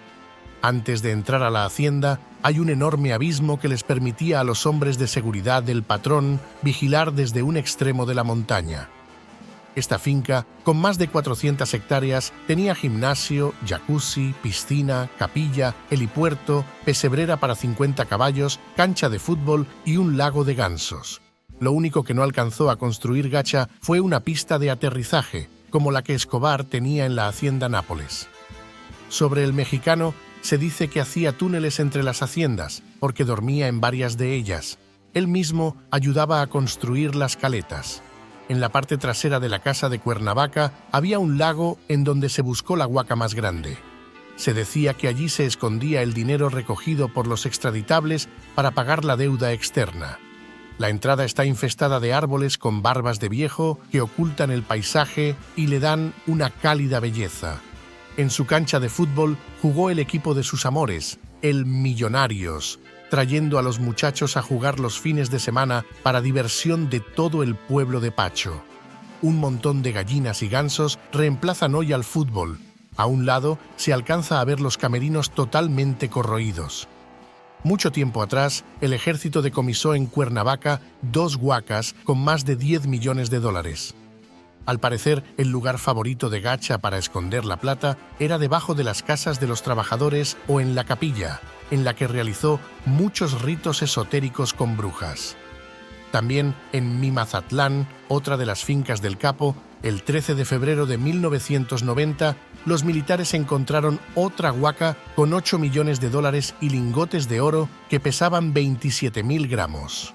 Los pobladores de Pacho tampoco olvidan la cantidad de dólares que atravesó la quebrada San Miguel después de que unos militares escondieran una caleta y la corriente se la llevara. Los pescadores se tiraron a recogerlos, pero el agua se llevó casi todo el dinero.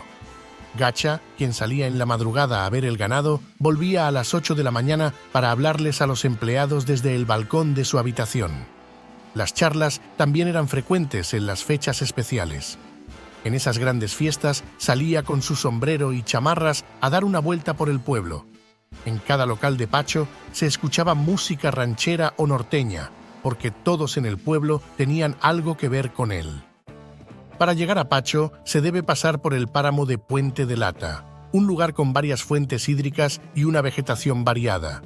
En la taberna del club Tupac Amaru, a las afueras del pueblo, se exhibe como un trofeo la cabeza disecada de Tupac Amaru, el caballo del $1.000.000 que perteneció a Gacha y fue más perseguido que su propio dueño. Fue el mejor caballo del Capo, con el título de jefe de raza y a sus 10 años, el número 1 del mundo. Mansito como un perrito, dormía en un tapete y hacía sus necesidades en aserrín. Por eso Gacha lo quería más que a un hijo. Hoy no es sino un adorno del bar, al igual que el cuero y sus patas que cuelgan de las paredes del lugar.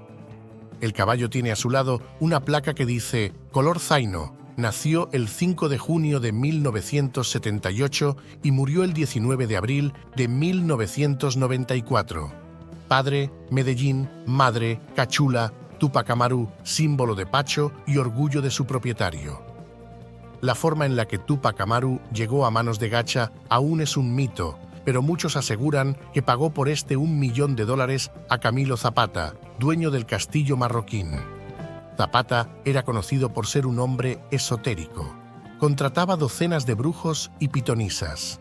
Acumuló una inmensa fortuna junto al mexicano y era uno de los traficantes más poderosos del cártel de Medellín.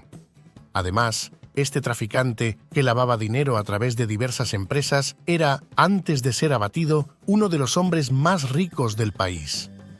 La pesebrera de Tupac en la hacienda La Chihuahua tenía 25 metros cuadrados, espejos en las paredes, bebedero automático, estantes para poner sus trofeos y un veterinario disponible las 24 horas del día, entre otros lujos. También, algunos habitantes de Pacho afirmaban que el caballo vivió en un apartamento en el norte de Bogotá cuando lo escondían de las autoridades que buscaban al mexicano. Al caballo le hacían piñata y le partían ponqué cuando cumplía años. Solo era permitido que lo montaran Gacha y Víctor, uno de los mejores chalanes del país. Las yeguas con las que Tupac se cruzaría eran escogidas por el propio mexicano. La sola montada podía costar $1.800.000 de la época. Tupac murió 4 años después que su dueño de una colitis, aunque algunos afirman que fue de pena moral. La esposa de Gacha, Gladys Edilma Álvarez Pimentel, de quien se dice no quería mucho al caballo, pidió enterrarlo sin ceremonias. Fue el sobrino de Gacha, Camilo Rodríguez, quien lo disecó.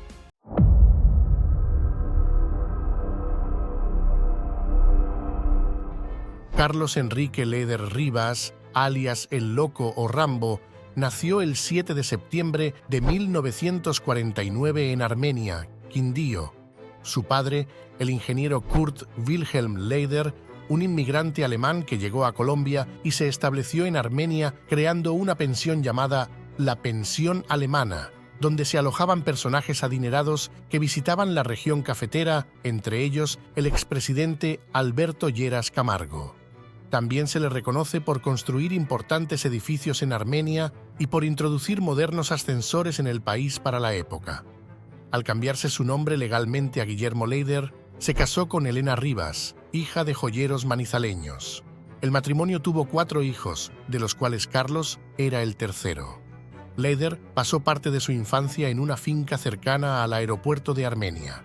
A los 15 años, sus padres se divorciaron y Leider se fue a vivir un tiempo con su padre antes de viajar con su madre a Nueva York. Leider abandonó muy pronto la escuela para dedicarse a leer libros de autores como Nicolás Maquiavelo y Hermann Hesse, y siempre mantuvo una gran admiración hacia el texto Mein Kampf del dictador alemán Adolf Hitler. Comenzó a muy temprana edad en varios delitos, siendo el más significativo el contrabando de vehículos robados que eran trasladados a la ciudad de Medellín y vendidos como legales a pesar de las evasiones aduaneras a través de un concesionario dirigido por uno de sus hermanos. A los 24 años tomó clases de aviación, convirtiéndose en experto piloto y aprendiendo muchas e importantes rutas aéreas, lo que le sirvió para su creciente carrera delictiva, comenzando con el tráfico de marihuana en pequeñas cantidades entre los Estados Unidos y Canadá.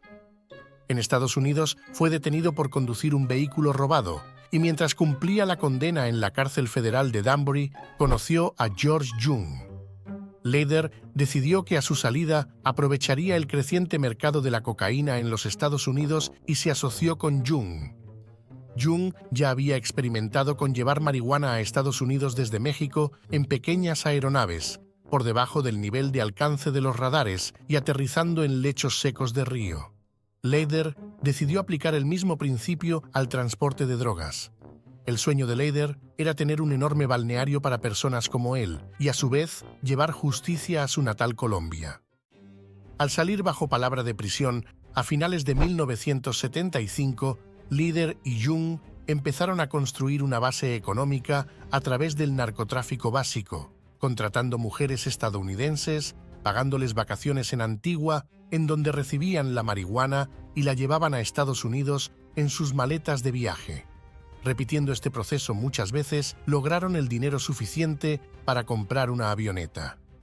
Aunque el negocio tuvo serios reveses por constantes atracos de delincuentes comunes en Estados Unidos, el tráfico de marihuana, que se encontraba en bonanza, tocó su fin debido a los intensos operativos policiales en Colombia y a la reducción de los ingresos a causa de la siembra de marihuana en Estados Unidos, lo cual introduciría sus inicios en el tráfico de cocaína, un negocio más rentable y con opciones más sencillas para su transporte. Con la avioneta y un piloto profesional, se dedicaron a llevar cocaína a Estados Unidos desde las Bahamas, incrementando sus recursos financieros y cimentando las relaciones con proveedores colombianos. Al mismo tiempo, empezaron a repartir dinero entre las autoridades de Bahamas para obtener protección oficial y judicial. Esta fue en gran parte la semilla del cartel de Medellín. La sociedad de Leider transportaba y distribuía el cargamento que Pablo Escobar les suministraba, y los hermanos Ochoa colaboraban con el poder económico y social derivado de sus conexiones. Leider y sus socios del cartel amasarían enormes fortunas a través del tráfico de cocaína, por lo que se les dio el apelativo de los mágicos debido a que se habían vuelto ricos de un día para otro, aunque Carlos Leider fue más conocido como el Henry Ford de la cocaína. A finales de los años 1970, la sociedad Leider-Jung estaba llegando a su fin debido a una combinación de la megalomanía de Leider, la falta de ambición de Jung y el plan secreto de Leider de apoderarse de una isla personal como cuartel de sus operaciones, todo ello a causa de la constante dificultad de ingresar la droga a Estados Unidos. Esa isla fue Norman's Cay, que en ese momento constaba de un puerto, un club de yates, 100 casas privadas y una pista de aterrizaje. En 1978 empezó a adquirir propiedades, acosando y amenazando a los residentes de la isla. Mientras Leider perseguía a la población local y asumía el control de la isla, el primer ministro de las Bahamas, Lynden Pindling, no hizo nada, aparentemente por haber sido sobornado previamente. George Jung fue forzado a retirarse de la operación y supuestamente Robert Vesco se asoció con Leider. Jung se quedó con una línea menor de distribución para Escobar. Leider, a su vez, cobraba una comisión de $10.000 por kilo de cocaína para cualquier traficante que usase los servicios ofrecidos en Norman's Cay. La isla también poseía la bandera de Colombia y usualmente se cantaba su himno. Entre 1978 y 1982, El Cayo fue centro de conexiones del narcotráfico, así como escondite y sitio de reunión de Leider y sus asociados. Carlos Leider construyó una pista de aterrizaje de 1 kilómetro protegida por radar, guardaespaldas y perros de raza Doberman para la entrada y salida de aeronaves. En un día de mucho movimiento, entraban hasta 3.000 kilogramos de cocaína por hora, aumentando el capital de Leider en billones de dólares. Fue tanta su fortuna que ofreció a pagar la deuda externa colombiana en 2 ocasiones. En 1978 lo ofreció al presidente Alfonso López Michelsen a cambio de un espacio libre para el tráfico de drogas, y en 1982 a través de Pablo Escobar, el cual era congresista para ese tiempo con el fin de evitar su extradición.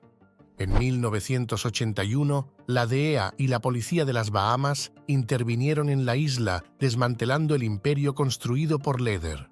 Él se salvó de ser capturado y se despidió de la isla el 10 de julio de 1982, bombardeando con panfletos el parque Clifford de Nassau con la frase «DEA, go home», «DEA, vete a casa», algunos de esos panfletos con billetes de $100. Tras la intervención policial a Norman's Cay, Leider regresó a Colombia. Además de retomar sus negocios, se le reconoció por obsequiar a la gobernación del Quindío una moderna avioneta para la época. Tal obsequio llamó la atención de las autoridades y de la ciudadanía, porque, a pesar de ser utilizada en varias ocasiones, sus altos sobrecostos obligaron su venta un año después de ser legalizada. Se cree que la avioneta había sido recomprada secretamente por Leider aprovechando su legalización, y dicha avioneta podría viajar a cualquier sitio de Colombia pasando desapercibida, y el dinero entregado a la gobernación por la venta de la aeronave fue usado para mejorar un hospital destinado a las clases menos favorecidas. Además de la avioneta donada a la gobernación del Quindío, Leider obsequió al municipio de Salento un moderno camión de bomberos casi rechazado por la alcaldesa de la época. Leider, fanático de los Beatles y de los Rolling Stones, en plena bonanza cafetera, se volvió un hombre bohemio y altamente popular en el Quindío, mostrando una riqueza comparable a cualquier millonario del mundo, algo muy distinto a las clases acomodadas de la época. Leider, a su vez, poseía automóviles costosos, con placas tan admiradas por los armenios que incluso llegaron al punto de apostar los números de su matrícula en la lotería regional. También poseía una lujosa limusina perteneciente a un excanciller alemán con armas incorporadas. Dicha limusina fue guardada por Pablo en el edificio Mónaco y fue uno de los pocos vehículos sobrevivientes del atentado con carro bomba perpetrado por el cartel de Cali. Otra de sus tantas pertenencias era la Posada Alemana. La Posada era un enorme complejo turístico construido en una antigua pista de bicicross y su nombre provenía de la antigua pensión alemana de su padre, la cual había sido clausurada por el gobierno del presidente Eduardo Santos, quien en plena Segunda Guerra Mundial había declarado medidas enérgicas contra los inmigrantes alemanes, italianos y japoneses. La posada tenía varias cabañas al estilo suizo, una enorme vinería, una jaula con cóndores de los Andes, otra jaula con tigres y otra con llamas. Sin embargo, la posada debió su popularidad a una enorme estatua de John Lennon encargada por el capo al célebre escultor colombiano Rodrigo Arenas Betancourt. Con dicha estatua, la posada construyó una enorme discoteca con fotos de Lennon mostrando su biografía, con una variedad de vinos y una enorme manzana a la entrada, aludiendo al logo de Apple Corporation. La estatua fue controvertida en su momento debido a que Lennon estaba representado desnudo, con un casco de soldado alemán e incluso con su guitarra Rickenbacker 325 usada en los primeros años de los Beatles y con dos agujeros representando los disparos propinados por el asesino Mark David Chapman. También en sus genitales y en su mano izquierda tenían escrita la palabra paz. La estatua de Lennon fue robada a finales de 2003 y hoy en día se desconoce el paradero del monumento. Leder, a su vez, contrataba a jóvenes de clase popular, lo que llamó los odios de las clases adineradas de Armenia. Además, Leder fue uno de los característicos narcotraficantes que armaba fiestas en su hacienda Pisamal, donde contrataba también jóvenes prostitutas, haciendo orgías, y se cree que mantenía relaciones homosexuales con los jóvenes que él contrataba laboralmente. Sin olvidar el carisma de Leder, quien emplearía a muchas personas de la región. El 19 de noviembre de 1981 fue secuestrado por el Movimiento 19 de Abril, mejor conocido como el M-19.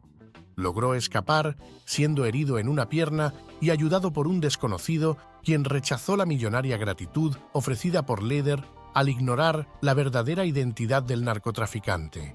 Dicho fallido secuestro sucedió una semana después de la retención de Marta Nieves Ochoa, lo que conllevó a la creación del grupo paramilitar denominado Muerte a Secuestradores.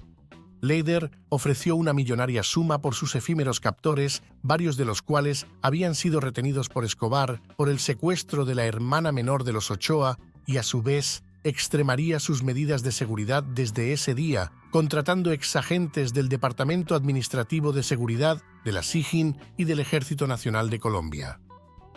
Recién elegido el presidente Belisario Betancur, admirado por Leder debido a su origen casi homónimo, se decreta una amnistía patrimonial, situación que aprovecha Leder para legalizar sus propiedades, dinero y negocios. Además, se involucra también en la política junto a su socio Pablo Escobar al fundar el Movimiento Cívico Latino Nacional, un movimiento político basado en los principios de anticomunismo, no alineamiento, antimarxismo-leninismo y partidario de la legalización a favor de una Unión Panamericana similar a la OTAN. Principalmente, daba discursos en contra de la extradición de colombianos y latinoamericanos a cárceles estadounidenses. La extradición, mal vista por la mayoría de los sectores de la sociedad colombiana, comienza a ser un tema controvertido, y aún más para los miembros del Cartel de Medellín. Leder comienza a ser reconocido por las autoridades norteamericanas gracias a Ed Worth, antiguo socio de Norman Kay, al punto en que Leder comienza a ser investigado por el fiscal Robert Merkel, quien viajaría a Bogotá a presentar pruebas ante la Corte Suprema de Justicia de Colombia para que se estudiase su posible extradición. El recién creado Movimiento Latino Nacional, fundado en la Posada alemana, obtiene el apoyo de Luis Fernando Mejía, un reconocido poeta pereirano y mentor político. El movimiento obtiene más de 10.000 adeptos en el departamento del Quindío, con un amplio apoyo en pueblos pequeños y un impacto significativo en grandes ciudades del país. Aunque se convierte en un serio adversario para la clase política departamental, la proveniencia de su fortuna llamaría la atención de las autoridades colombianas, quienes sabrían de sus antiguos negocios en Norman's Cay, además de varios incidentes en Miami por guerras entre bandas asociadas al tráfico de cocaína. Por otra parte, el recién nombrado ministro de Justicia, Rodrigo Lara Bonilla, denunció públicamente la filtración de dineros ilícitos o llamados dineros calientes a las campañas políticas y a los equipos de fútbol nacionales. Varios sectores señalarían a Leder de manejar dineros ilícitos con sobornos. La Corte Suprema de Justicia autorizó la extradición de Leder, aunque ésta tendría que ser firmada por el presidente Betancur. Leder desaparece de la vida pública refugiándose en Cuba, reencontrándose con Vesco y también en países como México, Perú y Brasil. Posteriormente, reaparece concediendo una entrevista a varios periodistas en la hacienda Airapúa, una propiedad suya ubicada en Puerto Gaitán Meta, en medio de los llanos orientales de Colombia. No obstante, el Movimiento Latino Nacional paulatinamente pierde popularidad sin su líder fundador.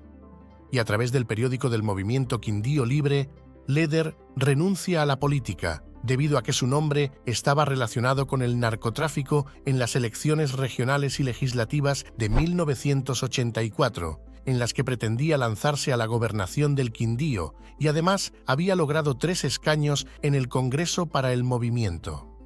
Leder pasa completamente a la clandestinidad debido a la persecución por parte de Rodrigo Lara Bonilla contra todo el cartel de Medellín. El cartel solo era capaz de sobrevivir utilizando violencia, con lo cual cada vez se hacía más evidente su existencia dentro de la sociedad. Se cree que Leder puede estar involucrado con el asesinato de periodistas, oficiales de policía, funcionarios gubernamentales e incluso el asesinato del ministro Rodrigo Lara Bonilla, ocurrido el 30 de abril de 1984. Lara Bonilla había estado destapando las actividades del cartel y días después sería asesinado.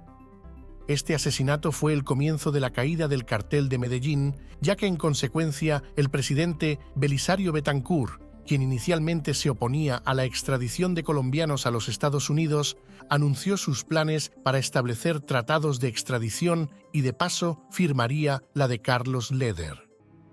Leder, que ya era un fugitivo en ese momento, se refugia en Nicaragua bajo protección de las guerrillas sandinistas y de Pablo Escobar. Posteriormente regresó a Colombia y se escondió durante 3 días en la casa de Johan Suárez, alias Chiqui, en Ibagué. Posteriormente se desplazó a la selva protegido por las guerrillas de izquierda comandadas por Brian Jiménez en el Cauca, donde se le daría el apodo de comandante Rambo González. Apareció en un programa televisivo en 1985 entregando un mensaje que denunciaba el imperialismo estadounidense y los tratados de extradición, apelando a sentimientos nacionalistas, y se le conoció por su frase: «La cocaína es la bomba atómica de América Latina contra Estados Unidos». Carlos Leder siempre vestía de pantalón camuflado, camisilla verde oliva, gorra, cuchillo al mejor estilo Rambo, brújula, bengalas y fósforos que encendían aunque estuviesen mojados, una pistola Colt calibre .45 y una ballesta, su arma preferida. Le gustaba cargar un par de granadas en el pecho y un fusil G3 en las manos. Parecía un personaje de videojuego, armado hasta los dientes, con cuerpo atlético y hasta bien parecido. Un hombre de extrema palidez y su piel de color casi verde que llamaba mucho la atención. Parecía que le había dado una rara enfermedad tropical, producto de sus prolongados viajes a través de la selva. Para entonces, Enrique Parejo González, sucesor de Lara Bonilla en el Ministerio de Justicia, había extraditado a 3 narcotraficantes del cartel de Medellín por lavado de dinero. En varias ocasiones, Leder estuvo a punto de ser capturado por la policía comandada por el coronel Jaime Ramírez Gómez.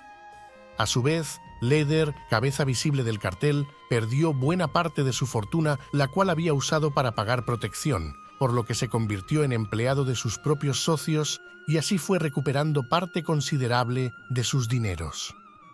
Durante una de sus fugas, principalmente en la hacienda Airapúa, pierde una de sus caletas y casi son capturadas su compañera y su hija Mónica, de solamente 1 añito de edad. Para 1986, el movimiento latino se disuelve por la falta de sostenimiento económico. A veces los dineros no llegaban a la sede del movimiento y la posada alemana, en parte abandonada, sufre un incendio que la destruye parcialmente. Leder también comenzaría a tener roces y altercados con sus socios del cartel debido a la persecución, la cual atraía informantes y delatores y presuntamente por el deseo de Leder de iniciarse en el negocio del crack. Leder, en una fiesta organizada por Pablo Escobar, protagonizó un escándalo muy grave que sacó de casillas a El Patrón, quien le exigió que se fuera de la hacienda Nápoles. Ocurrió a finales de 1986.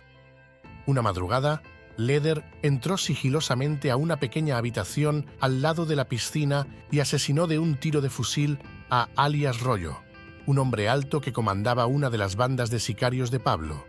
El capo estaba furioso porque Rollo sostenía un romance con una mujer que a él le gustaba. Tras el escándalo, Pablo iba a deshacerse definitivamente de Leder, ya que por obvias razones lo consideraba un problema, pero Jorge Luis Ochoa intercedió por él. «No vuelva nunca más», le dijo Pablo lleno de cólera, que no tuvo más remedio que salir inmediatamente de la hacienda. Además, fue señalado principalmente del atentado contra el exministro Enrique Parejo González en Budapest, donde se desempeñaba como embajador en Hungría. A principios de 1987, después de haber hecho negocios de poca monta en Medellín con un viejo amigo llamado Luis Alfredo Prieto, en enero de ese mismo año ya se había deshecho de su escolta habitual para reemplazarla por un grupo de jóvenes guardaespaldas cuyas edades oscilaban entre los 16 y los 21 años. Con dicho grupo se escondieron en la finca Berracal, ubicada en la vereda Toldas de Guarne, en el departamento de Antioquia, propiedad de un antiguo miembro del Movimiento Latino Nacional, donde se habían dedicado durante días enteros a hacer una enorme fiesta en la que presuntamente consumían marihuana y cocaína con su nueva escolta. Al momento de su captura, el 4 de febrero de 1987, la fortuna de Leider estaba alrededor de los 9.000 millones de dólares. En ese entonces era uno de los hombres más ricos del mundo. Leider fue capturado en la finca Berracal, en un operativo comandado por el mayor William Lemus Lemus de la policía, creyendo que esa fiesta era organizada por empleados del cartel y el sitio un laboratorio de procesamiento de cocaína. La inexperta y joven escolta de Leider, aunque más numerosa y mejor armada que la policía, se rindió fácilmente y Leider se entregó sin oponer resistencia. Su captura fue muy fácil para un cabecilla de alto nivel. Se dio presuntamente por ser delatado por el empleado principal de la finca cansado de los insultos de Leider y sus escoltas, o quizás por los vecinos de la finca hastiados del ruido de la fiesta, pero lo más probable que sucedió fue contado por el sicario de Escobar, John Jairo Velázquez Vázquez, alias Popeye, que fue delatado por el mismo Pablo Escobar al considerarle un serio peligro para el cartel tras el incidente en la fiesta. Los policías que lo capturaron ofrecieron liberarlo a cambio de 500 millones de pesos, que Pablo dijo estar dispuesto a pagar, pero Leider se negó. Leider, confiado en que la extradición no estaba vigente y no tenía orden de captura, probablemente no se resistió al arresto. Lo llevaron a una estación de policía. Para su sorpresa, en esta estación aterrizó un helicóptero militar con gente enmascarada. Volaron a una base militar y de inmediato lo pusieron en un avión de la DEA. «Es preferible una tumba en Colombia a una prisión en Estados Unidos», un lema creado por Carlos Leider, se convirtió en el eslogan de la guerra contra la extradición en la que tronaron ráfagas y dinamita a lo largo de una década. El gobierno aprovechó el inesperado golpe contra el cartel de Medellín y en escasas 9 horas aplicó la extradición por vía administrativa y envió a Leider a Estados Unidos sin trámite interno alguno, donde fue sentenciado a cadena perpetua más 135 años en la prisión de Marion, Illinois. Su extradición, firmada por el presidente Virgilio Barco, fue considerada ilegal, ya que había sido declarada inexequible en Colombia por la Corte Suprema. En 1992, en un acuerdo para testificar en contra del entonces presidente panameño Manuel Antonio Noriega, se le redujo la pena a 55 años. 3 años después, Leider escribió una carta de reclamación al Juzgado Federal del Distrito de Jacksonville, quejándose porque el gobierno no había cumplido el acuerdo de trasladarlo a una prisión en Alemania. La carta fue tomada como una amenaza por el juez.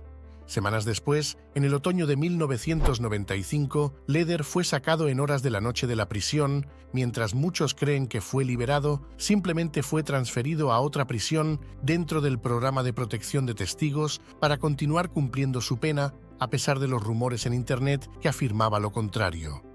El 22 de julio de 2005 apareció en la Corte de Apelaciones del Circuito 11 para rechazar su sentencia. Leider se representó a sí mismo y alegó que los Estados Unidos no habían cumplido con sus obligaciones en el acuerdo de cooperación entre él y la oficina del fiscal. Entre 2009 y 2012, su hija Mónica Leider reclamó al gobierno del entonces presidente Álvaro Uribe Vélez que presionase al gobierno de los Estados Unidos para que su padre saliese de prisión, dado que su pena ya había sido cumplida. Sin embargo, Leider permaneció preso en una cárcel de Florida. Uribe le exigió que, en nombre de su padre, diese una disculpa pública por sus actos del pasado. Tras las apelaciones fallidas, Leider envió en el año 2016 una solicitud de clemencia al entonces presidente de los Estados Unidos, Barack Obama, en la que pedía que su condena de 55 años fuera reducida a 48, en virtud de la cooperación efectiva que le había brindado al sistema de justicia estadounidense. Sin embargo, la solicitud fue negada y Leider tuvo que cumplir su condena hasta el año 2020, saliendo en libertad el martes 16 de junio de ese mismo año. Al cumplir 3 décadas en prisión, Carlos Leider fue el espejo en que se miró el Chapo Guzmán.